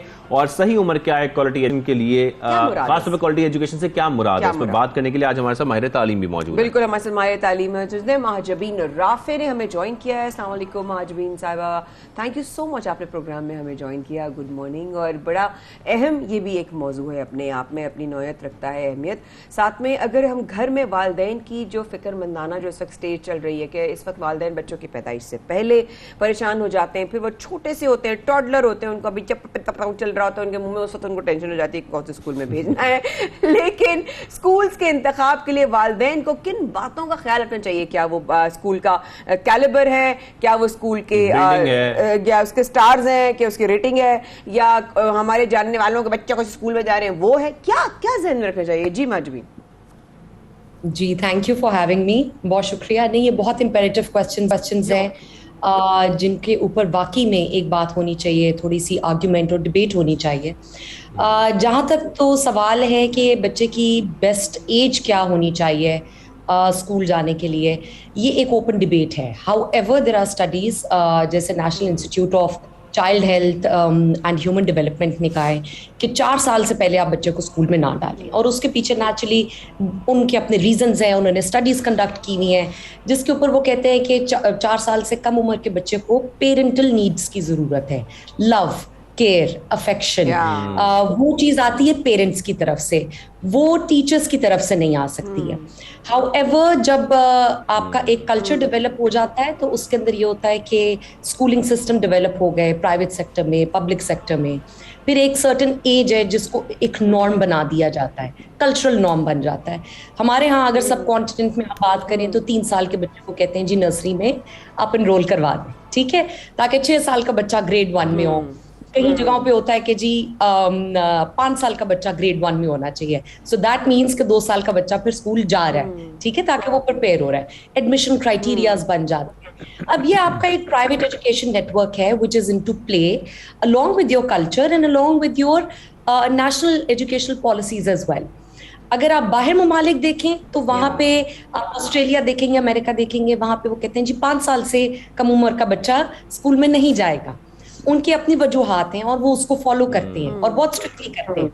सो यहाँ पे आपकी पॉलिसी मेकिंग आ गई, आपकी एजुकेशन का जो कल्चर एक डेवलप हुआ है और फिर जो स्कूल्स उस नॉर्म को जो फॉलो कर रहे हैं, ये सारी चीजें आ गई। हाउएवर अगर आप एलियनेशन में, अलैदगी में अगर सिर्फ देखें कि आपकी चाइल्ड हेल्थ डेवलपमेंट क्या कहती है, वो कहती है 4 साल से कम उम्र के बच्चे को स्कूल ना भेजें। क्यों? क्योंकि उसको पेरेंटल केयर चाहिए, उसके अंदर जो feeling of self esteem, love, care, affection है वो पेरेंट्स दे सकते हैं। हाउएवर अगर आपने डाल दिया बच्चे को, बिल्कुल डाल दें, आपका एक कल्चर डेवलप हो गया, जैसे कि यहाँ पर हो गया है।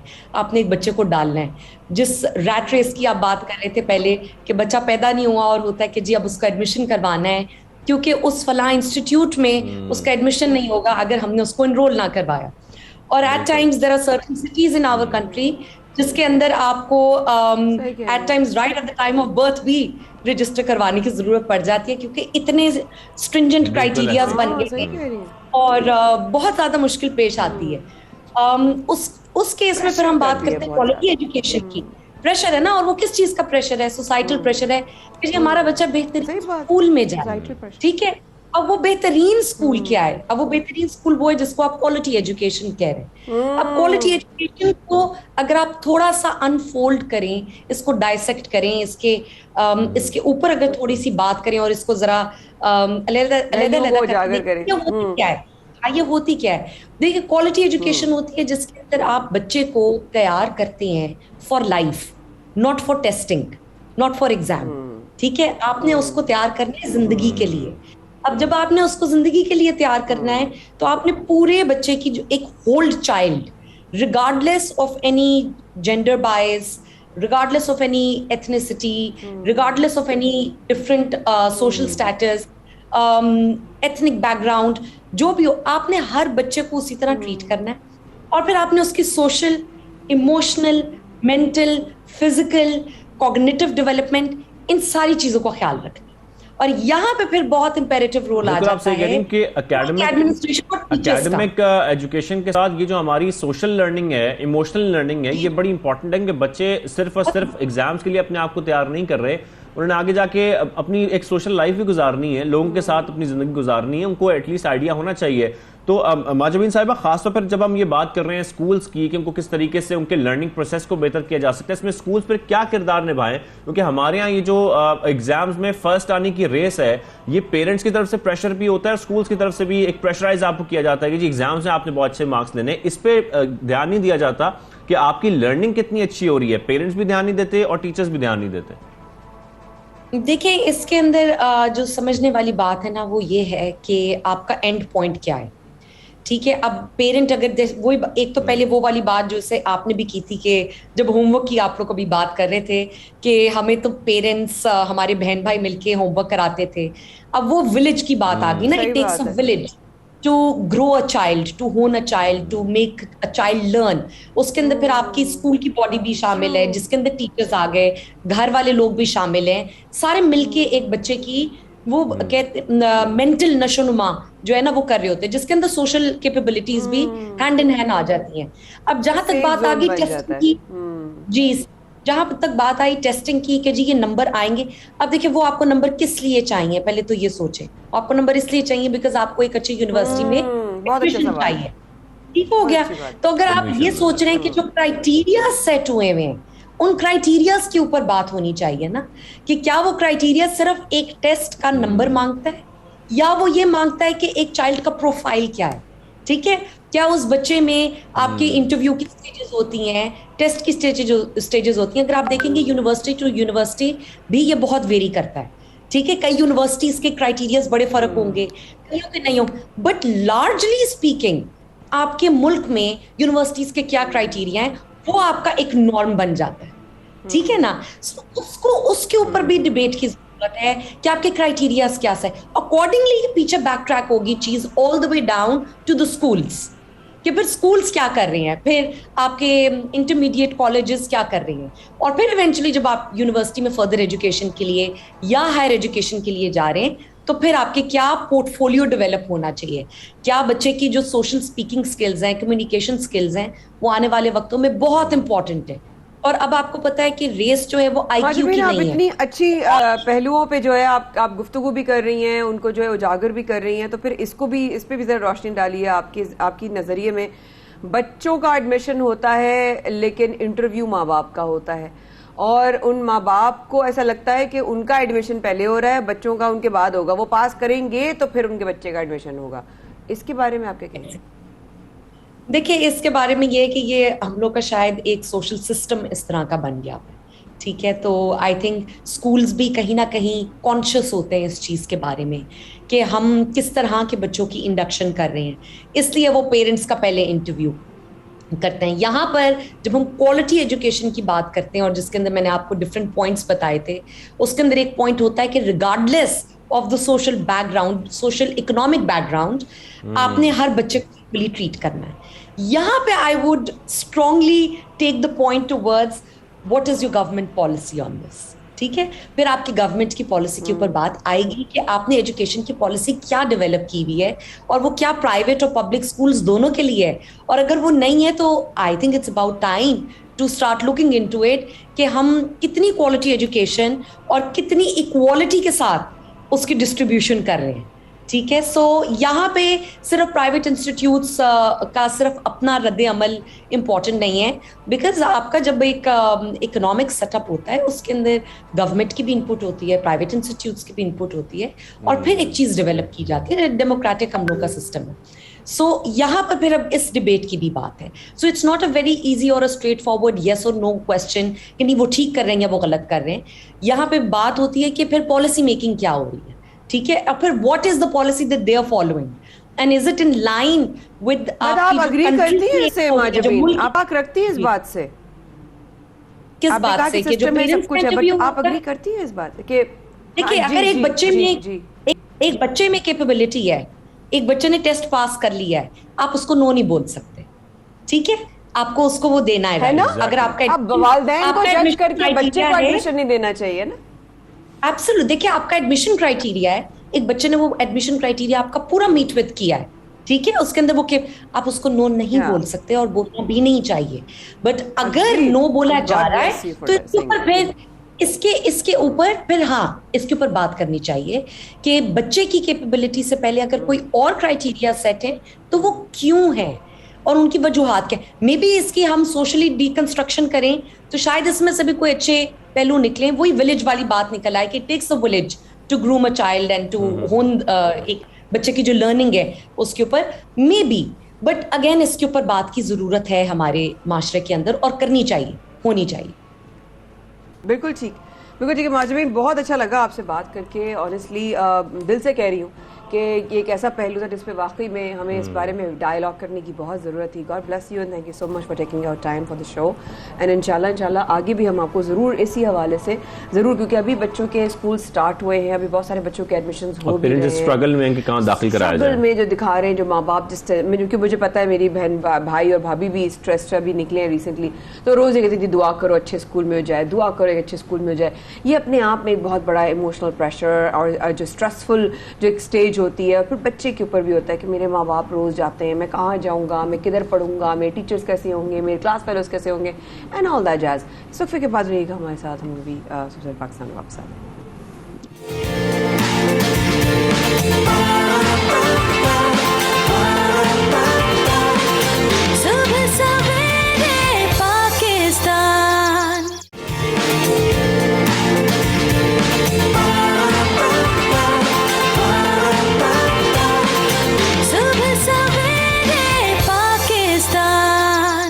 एक बार फिर हमारे साथ आने का बेहद शुक्रिया। सवेरे पाकिस्तान में शाज़ी फरमाया कर रहे थे आपका इंतज़ार, और आज हम काफ़ी ऐसी चीज़ों पे बात कर रहे हैं माशरती, जिस तरह से चैलेंजेस होते हैं, चाहे वो बिजली के चैलेंजेस हों, चाहे वो बिल्स के चैलेंजेस हों, चाहे वो जो है हम कहीं यहाँ पर किसी बच्ची का, किसी बहन की जो है वो साइकोलॉजिकल जो इश्यूज़ पर, चैलेंजेस पर बात कर रहे हो, माँ बाप के बच्चों के एडमिशन के हवाले से बात कर रहे हो, या ADHD, जिसको बेसिकली जो मुखफ़फ़ है, एब्रिविएशन है, वो है attention deficit hyper activity disorder.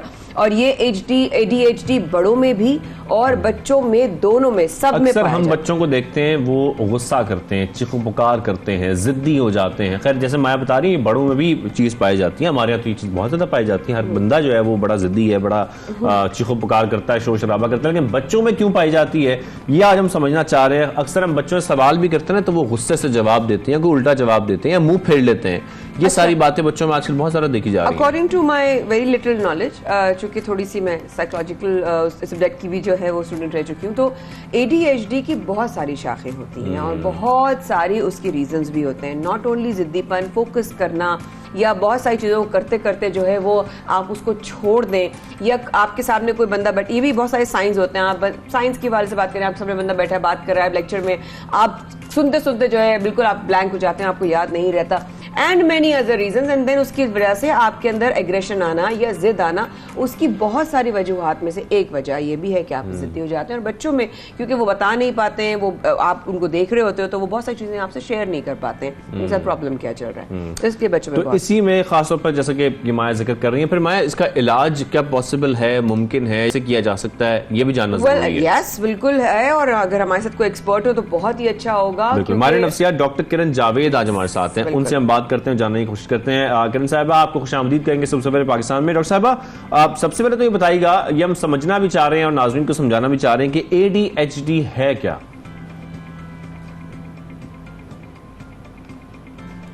Okay, ADHD attention deficit hyper activity disorder है, जो कि बहुत ही, मैं आपको कहूँगी कि कॉमनली डायग्नोस्ड हो जाता है, जो कि हमें बहुत ख्याल से डायग्नोज करना पड़ता है। एक्चुअली ADHD में क्या होता है कि बच्चा तो बहुत ज़्यादा हाइपर एक्टिव होता है, बहुत शरारती बच्चा होता है, हम उसको भी ADHD कह देते हैं।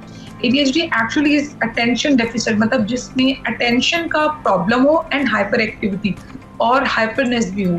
अब समटाइम्स क्या होता है कि ADHD में सिर्फ अटेंशन का इशू होता है, हाइपर एक्टिविटी नहीं होता।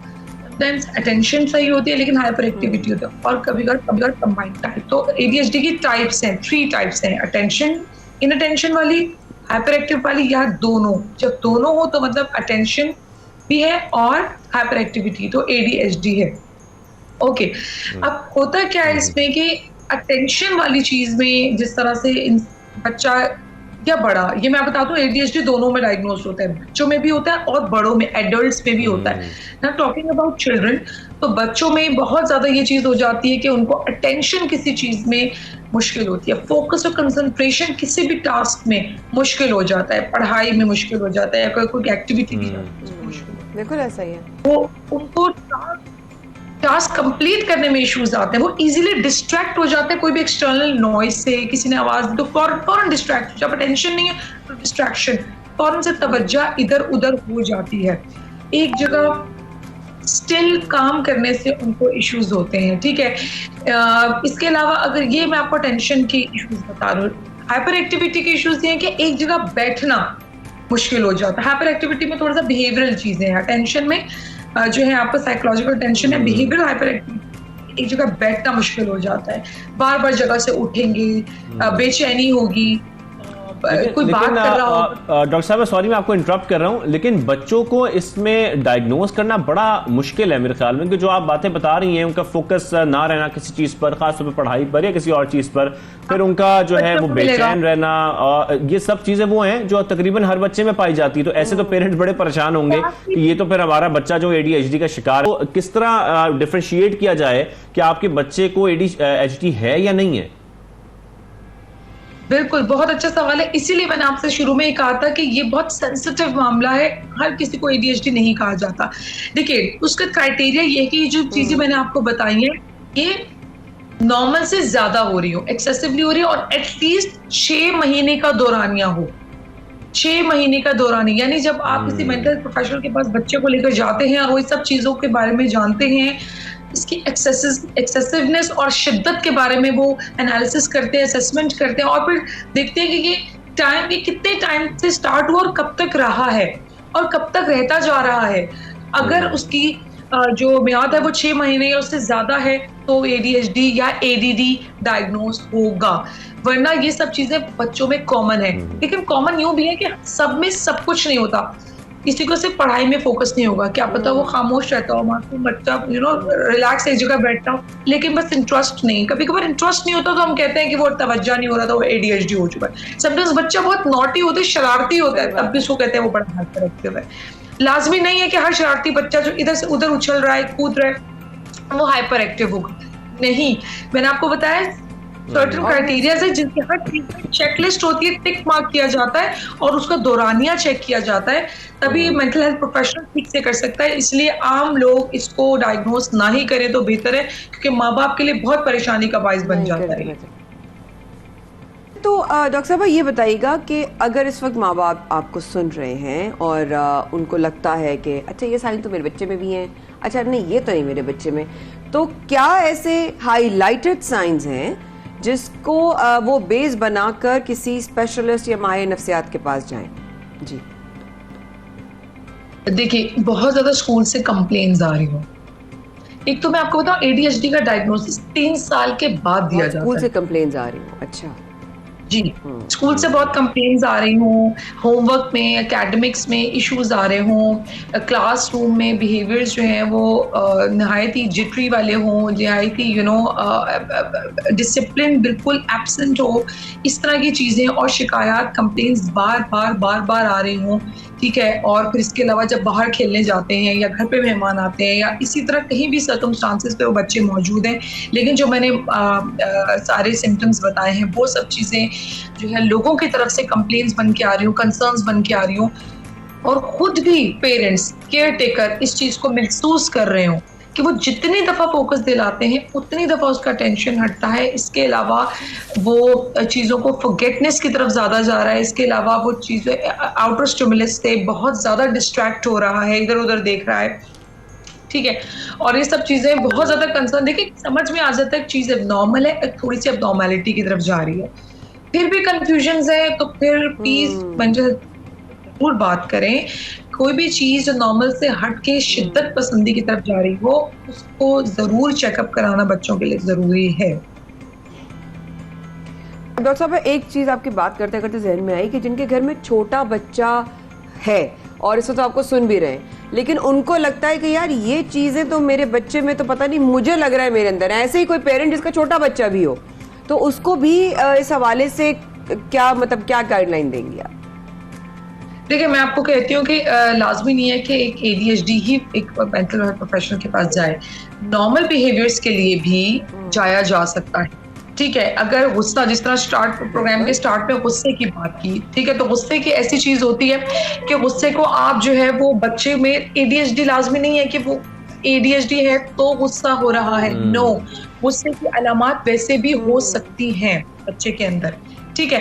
गुस्सा ऑपोजिशनल, अब ये एक अलग डिसऑर्डर है, ADHD एक डिसऑर्डर है, बच्चे में गुस्सा होना, एंगर इश्यूज एक अलग इशू है, इसको इसके साथ कंबाइन नहीं करें। बच्चा एंजाइटी में परेशान है, इसको कंबाइन मत करें, ठीक है। तो मैं आपको बता रहा हूँ ADHD में बड़ी फाइन लाइन है और बहुत सेंसिटिविटी है। गुस्सा कहना ना मानना वो ऑपोजिशन बड़ी थिन लाइन है इसमें। डॉक्टर साहब, इसका इलाज कैसे मुमकिन है? अगर फर्ज करें किसी बच्चे में बहुत ज्यादा पाया जा रहा है ADHD कार है, बहुत ज्यादा गुस्सा करता है, बहुत ज्यादा चिड़चिड़ा है, फोकस नहीं कर पा रहा और ये बड़ी तवील हो जाती है बात, जैसे कि आप 6 महीने का जिक्र कर रही हैं, तो इसका इलाज फिर कैसे मुमकिन है? क्या किया जाए वालिदैन की जानिब से?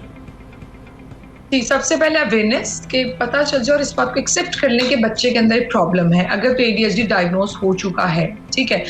सेकेंडली ये है कि मेडिकेशंस, बच्चों में जब चीजें ज्यादा हाइपर हो तो ADHD की यूजुअली मेडिकेशंस चलती हैं, ठीक है। मेडिकेशन के साथ बहुत जरूरी है बिहेवियर मॉडिफिकेशन के लिए थेरेपी चलाना, यानी बच्चों के इस तरह के बिहेवियर्स को, जैसे इनअटेंशन का है, हाइपर एक्टिविटी का है, डिस्ट्रैक्टिबिलिटी का है, ठीक है, फॉरगेटफुलनेस का है, एक जगह बैठ नहीं सकते, स्टिल नहीं रहते, तो इस तरह पे थेरेपी चलती है कि इनको टास्क दिए जाते हैं जरा डिलेड रिस्पॉन्सेज के साथ। फॉर एग्जाम्पल, अगर बच्चे में फौरन अर्ज आ रही है कि मैं उठ के उस जगह पे पहुंच जाऊं, को कहा जाएगा कि आप 5 मिनट होल्ड करें, एटलीस्ट छोटा बच्चा है तो 2 मिनट से स्टार्ट करते हैं, 2 मिनट थोड़ा और उनको उसी जगह पे ठहरने की एक्टिविटी दी जाती है। बच्चे में सब्र और इसके अंदर ये जो हार्मनी होती है, इस चीज को इन्हांस किया जाता है, कामनेस को, पीसफुलनेस को इन्हांस किया जाता है। इसके अलावा रिलैक्सेशन एक्सरसाइजेज होती हैं, ब्रीदिंग एक्सरसाइजेज बच्चों को सिखाई जाती हैं, ठीक है। ये इस तरह की थेरेपी से बिहेवियर मॉडिफिकेशन होती है और साइकियाट्रिस्ट आपको बताएंगे कब तक मेडिकेशन में चलाने की जरूरत है,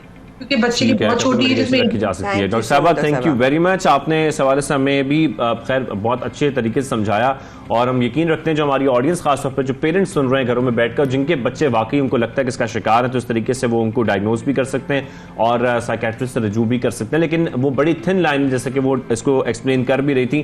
तो खैर, ये तो ओवरऑल आज नफ्सियात पर काफ़ी बात हुई है, क्योंकि पाकिस्तान में काफ़ी लोग नफ्सियाती होते जा रहे हैं और उसकी वजह आती है कि मसाइल बहुत बढ़ते जा रहे हैं और मसाइल का हल करना बहुत ज़रूरी है। बारिश भी बहुत चैलेंज है और इस वक्त हम आपको जो है बताते हैं इस वक्त कराची की जो सूरत हाल है बारिशों के हवाले से। गरज चमक के साथ जो है मजीद जो है वो बारिशों का इम्कान है।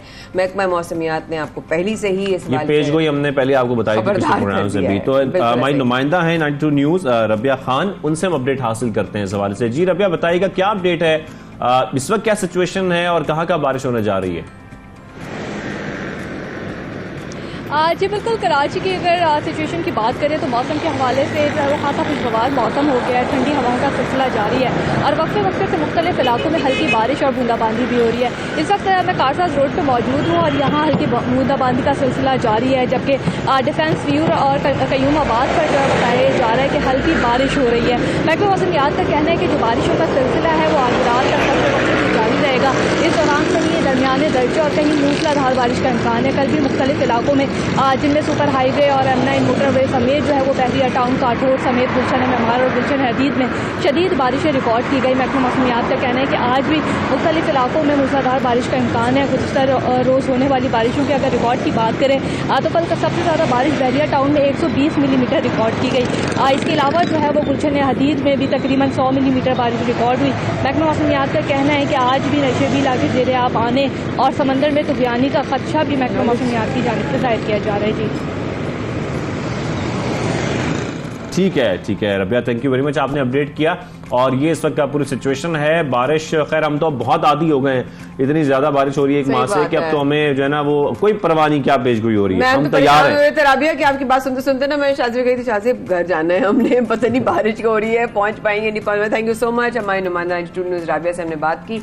और अब इस तरह हम देख रहे हैं कि कौमी असम्बली में बच्चों ने भी जो है अपने झंडे गाड़ना शुरू कर दिए हैं और बताया है कि अगर आज मेरे लिए कुछ ना किया गया तो मैं भी कल को कहीं चोरी और जो है मैं कहीं भीख मांग रहा होगा, इस तरह के आपने स्पीचेस सुनी है बच्चों मैंने वो सुनी है, अच्छी पावरफुल। मुझे अच्छा ये लग रहा था कि नेशनल असेंबली में वो उन तमाम MNA की जगह बैठकर जो स्पीचेस कर रहे थे हमारे MNA से ज्यादा अच्छी कर रहे थे। तो ये अच्छी लगी बात है, कम से कम उनको मौका दिया गया, उनको वो एक्सपोजर दिया गया कि अगर वो आज सही तरह अपनी बुनियाद रखते तो कल को वो वहां पर ऐवान में बैठ सकते हैं। लेकिन साथ साथ सिर्फ बच्चे ही नहीं, सिर्फ बच्चे ही नहीं, वहां पर ख्वाजा सराओं को भी नुमाइंदगी मिली और उन्होंने भी खिताब किया, उन्होंने भी जो अपने दिल की बातें थी वो वहां फ्लोर पर खड़े होकर की। इसके साथ हम देख रहे हैं ख्वाजा सराओं की नुमाइंदा बबली मलिक ने ऐवान से खिताब किया और ख्वाजा सरा कम्युनिटी को दरपेश मसाइल उजागर किए, जो कि बहुत इंपॉर्टेंट है। ये खिताब सुनना सबके लिए बहुत इंपॉर्टेंट है ताकि हम ये जान सकें कि किसको क्या मसाइल हैं और उनको एड्रेस किस तरीके से करना है, इनको हल किस तरीके से करना है। सबसे पहले तो मुबारकबाद तमाम खालिसरा ट्रांसजेंडर हमारी तमाम फैमिली को कि आप लोगों की नुमाइंदगी फाइनली, वो आवाज जो उठते फाइनली ऐवान में गूंजी, पहुंची और गूंजी। आप मुबारकबाद के मुस्तहिक हैं सब लोग हमारी तरफ से। और हमारे साथ बबली मलिक साहिबा भी मौजूद है कराची से बराह रास्त। कैसी ही बड़ी उम्मीद है खैरियत से होंगी, मुबारकबाद इन ऑर्डर और साथ साथ खुश आमदीद, गुड मॉर्निंग के साथ साथ असेंबली के फ्लोर पर खिताब करना और कितने तमाम ख्वाजा सराओं अपनी फैमिली, अपने तमाम सपोर्टर्स का साथ होना वहां पर आपके लिए कितना बड़ा एजाज था। जी बबली। जी बिस्मिल्लाहिर्रहमानिर्रहीम, अस्सलाम वालेकुम। सबसे पहले तो आपका शुक्रिया कि आप लोगों ने इस चीज़ को नोट किया और फिर अब इस पे हमने बात करना शुरू की। जहाँ तक एज ए कम्युनिटी रिप्रेजेंटेटिव की बात है, तो जब भी कोई कम्युनिटी रिप्रेजेंटेटिव ऐवान में जाके बात करता है तो वो अपनी पूरी कम्युनिटी की बात करता है। और इसी तरीके से मेरे लिए बड़ी फ़ख्र की बात है कि ऐवान पाकिस्तान ऐसी जगह जहाँ पे फ़ैसले होते हैं, जहाँ पे पाकिस्तान की बेहतरी के लिए कदम उठाए जाते हैं, वहाँ पे मुझे बोलने की इजाज़त दी गई और मौका दिया गया कि मैं वहाँ पे अपने लोगों के हक़ की बात कर सकूं। बात हमेशा किसी भी प्लेटफॉर्म पे हो तो मर्द व ख़वातीन की जाती है। स्टार्ट ही हम ख़वातीन हज़रात से करते हैं, तो हम ये स्टार्ट क्यों नहीं करते कि हम मुअज़्ज़िज़ हाज़रीन कह लें या हाज़रीन कह के बात कर लें, ताकि उसमें हमारी भी एडिशन हो सके, उसमें ये भी पता लग सके कि पाकिस्तान कम्युनिटी में जो सा है वो सिर्फ ख़वातीन हज़रात ही नहीं, एक ऐसा जेंडर भी मौजूद है जिसको शनाख्त पाकिस्तान गवर्नमेंट ने दी है। और उसी शनाख्त का हक़ रखते हुए हम ये हक़ भी रखते हैं कि जहाँ भी पुकारा जाए मुअज़्ज़िज़ हाज़रीन कहा जाए, क्योंकि अल्लाह पाक ने जब सबको बराबर रखा है तो फिर ये तफरीक कैसी। बिल्कुल ऐसे बिल्कुल सही कह रही हैं। इसके साथ साथ आपने जिन मसाइल का वहां पर जिक्र किया, थोड़ा इस हवाले से बताइएगा किन मसाइल को उजागर किया, किन मसाइल की निशानदेही की जिनको इस वक्त हल करना बहुत जरूरी है हुकूमत के लिए खास तौर पर। देखिए, गवर्नमेंट की पॉलिसीज़ में जहाँ भी वेलफेयर का काम है और कुछ बेहतरी है, वहाँ पे स्पेसिफिक ट्रांसजेंडर कम्युनिटी का नाम ऐड होना चाहिए। और इसके साथ साथ ट्रांसजेंडर कम्युनिटी के लिए गवर्नमेंट ऑफ पाकिस्तान को कुछ ऐसी पॉलिसीज़ का भी ऐलान करना पड़ेगा जहाँ जिसको अवेल करते हुए कम्युनिटी अपना लाइफस्टाइल चेंज कर सके, या अपने लिए बेहतर जगह तलाश कर सके या बेहतर मौके ज़िंदगी को बेहतर करने के पा सके। ऐसे ही एक फॉर एग्जांपल जैसे कि अब मेरा घर स्कीम आई है या हाउस लोन है, तो ऐसा क्यों नहीं है कि हम कुछ स्पेसिफिक एरियाज को डिज़ाइन कर लें या कुछ ऐसा कर लें जहाँ पे कम्युनिटी ये चांस अवेल कर सके। ऐसे लोग कम आमदनी वाले लोग भी वो चांस अवेल कर सकें ताकि वो अपना घर बना सकें। और इसी तरह मैंने वहाँ पे एक रिक्वेस्ट की थी जनाब स्पीकर साहब से कि इस पार्लियामान में इतनी बड़ी तादाद हमारे पार्लियामेंटेरियंस की मौजूद है, लेकिन कहीं भी ट्रांसजेंडर कम्युनिटी के लिए कोई जगह, कोई नशिस्त मुकर्रर नहीं है। तो हम क्यों ना एक मखसूस नशिस्त अपने पार्लियामेंट में अनाउंस करें ताकि जहाँ पे ट्रांसजेंडर कम्युनिटी रिप्रेजेंटेटिव आए, आके अपनी कम्युनिटी के लिए कोशिश करें और गवर्नमेंट के सामने जो रियलिटीज हैं उसको हाईलाइट करें ताकि जिंदगी बेहतर हो सके। अच्छी बात है और इसका हक है, सबको होना चाहिए। अच्छा बबली, इस तरह हमने देखा है गुज़श्ता चंद सालों में कॉन्सेप्ट और अप्रोच और एक्सेप्टेंस में बहुत बड़ा फर्क आया है। देखा है सोसाइटी में बारहा आवाज़ उठाने पर, आप लोगों के साथ प्रोग्राम्स करने पर एक अच्छे लेवल पर, एक बड़े मैसिव कैनवस पर एक्सेप्टेंस आ चुकी है। क्या हम देखते हैं खालिसरा हमारी कम्युनिटी इलेक्शंस में भी आगे बढ़ने और इलेक्शंस में भी आगे पार्टिसिपेट करने का प्लान रखती है?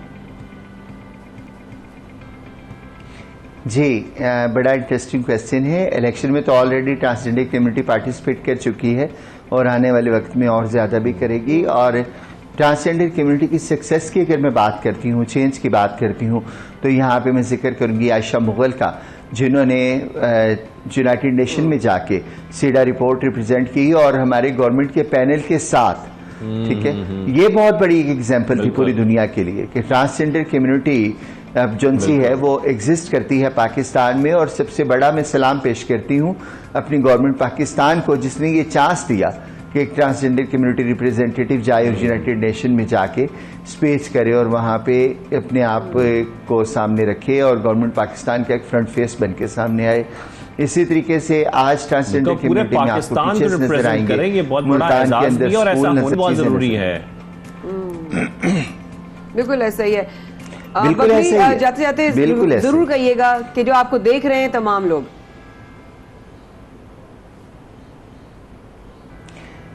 मैं यही कहूंगी कि आप जब हमें इंसान मान जाएंगे, इज्जत देना शुरू करेंगे, तो आप हमें जान भी जाएंगे और आपको हमें साथ लेके चलने में कोई मसला भी दरपेश नहीं होगा, क्योंकि किसी भी इंसान को उसका हक देने के लिए पहले उसको इज्जत देनी ज़रूरी होती है। जब आप प्यार इज्जत देंगे, सेंसिटाइज होंगे अबाउट ट्रांसजेंडर कम्युनिटी, तो जिंदगियां खुद ही बेहतर हो जाएंगी। आप हमारे लिए बहुत बाइज़ एहतराम हैं और हम आपके लिए ढेरों दुआएं भी करते हैं और तमाम खारजा कम्युनिटी के लिए दुआ गो हैं कि वो मजीद अपनी रिप्रेजेंटेशन और मजबूती के साथ कर सकें। बिल्कुल ऐसा ही है। और जैसे वो जिंदगी में आगे बढ़ रहे हैं और अपनी कोशिश पूरी कर रहे हैं, अब ये हमारा काम भी है कि हमें भी कोऑपरेट करना है और हमें भी साथ में कोशिश करनी है कि हमारे आसपास जितने लोग हैं, चाहे वो ट्रांसजेंडर कम्युनिटी से हैं, चाहे वो कोई भी हो, हमें किसी किस्म की कोई भी इस तरीके से मेरे ख्याल में डिवीजन नहीं करनी चाहिए, ना वो क्लास डिवीजन हो ना किसी और किस्म की डिवीजन हो, ताकि हम सब लोग एक साथ आगे बढ़े और इस तरीके से पाकिस्तान की नुमाइंदगी में इजाफा हो। बिल्कुल ऐसा ही है। और स्ट्रिंग्स बैंड का गाना याद आ गया कि हम भी देखें, तुम भी देखोगे, ऐसा होगा पाकिस्तान। बहुत शुक्रिया बबली, आप हमारे साथ मौजूद थी। खारजा कम्युनिटी को एक बार फिर हम दोनों की तरफ से, माई टीम की तरफ से और M2 की तरफ से अपनी नुमाइंदगी करने पर ढेरों मुबारकबाद। यूँ आगे बढ़ते रहिए और सबसे पहले पाकिस्तान में शाहजेब और माया को भी अपनी दुआओं में याद रखिएगा और इंशाल्लाह कल होंगे अभी मुलाकात इंशाल्लाह होती मुलाकात। अल्लाह हाफ़िज़।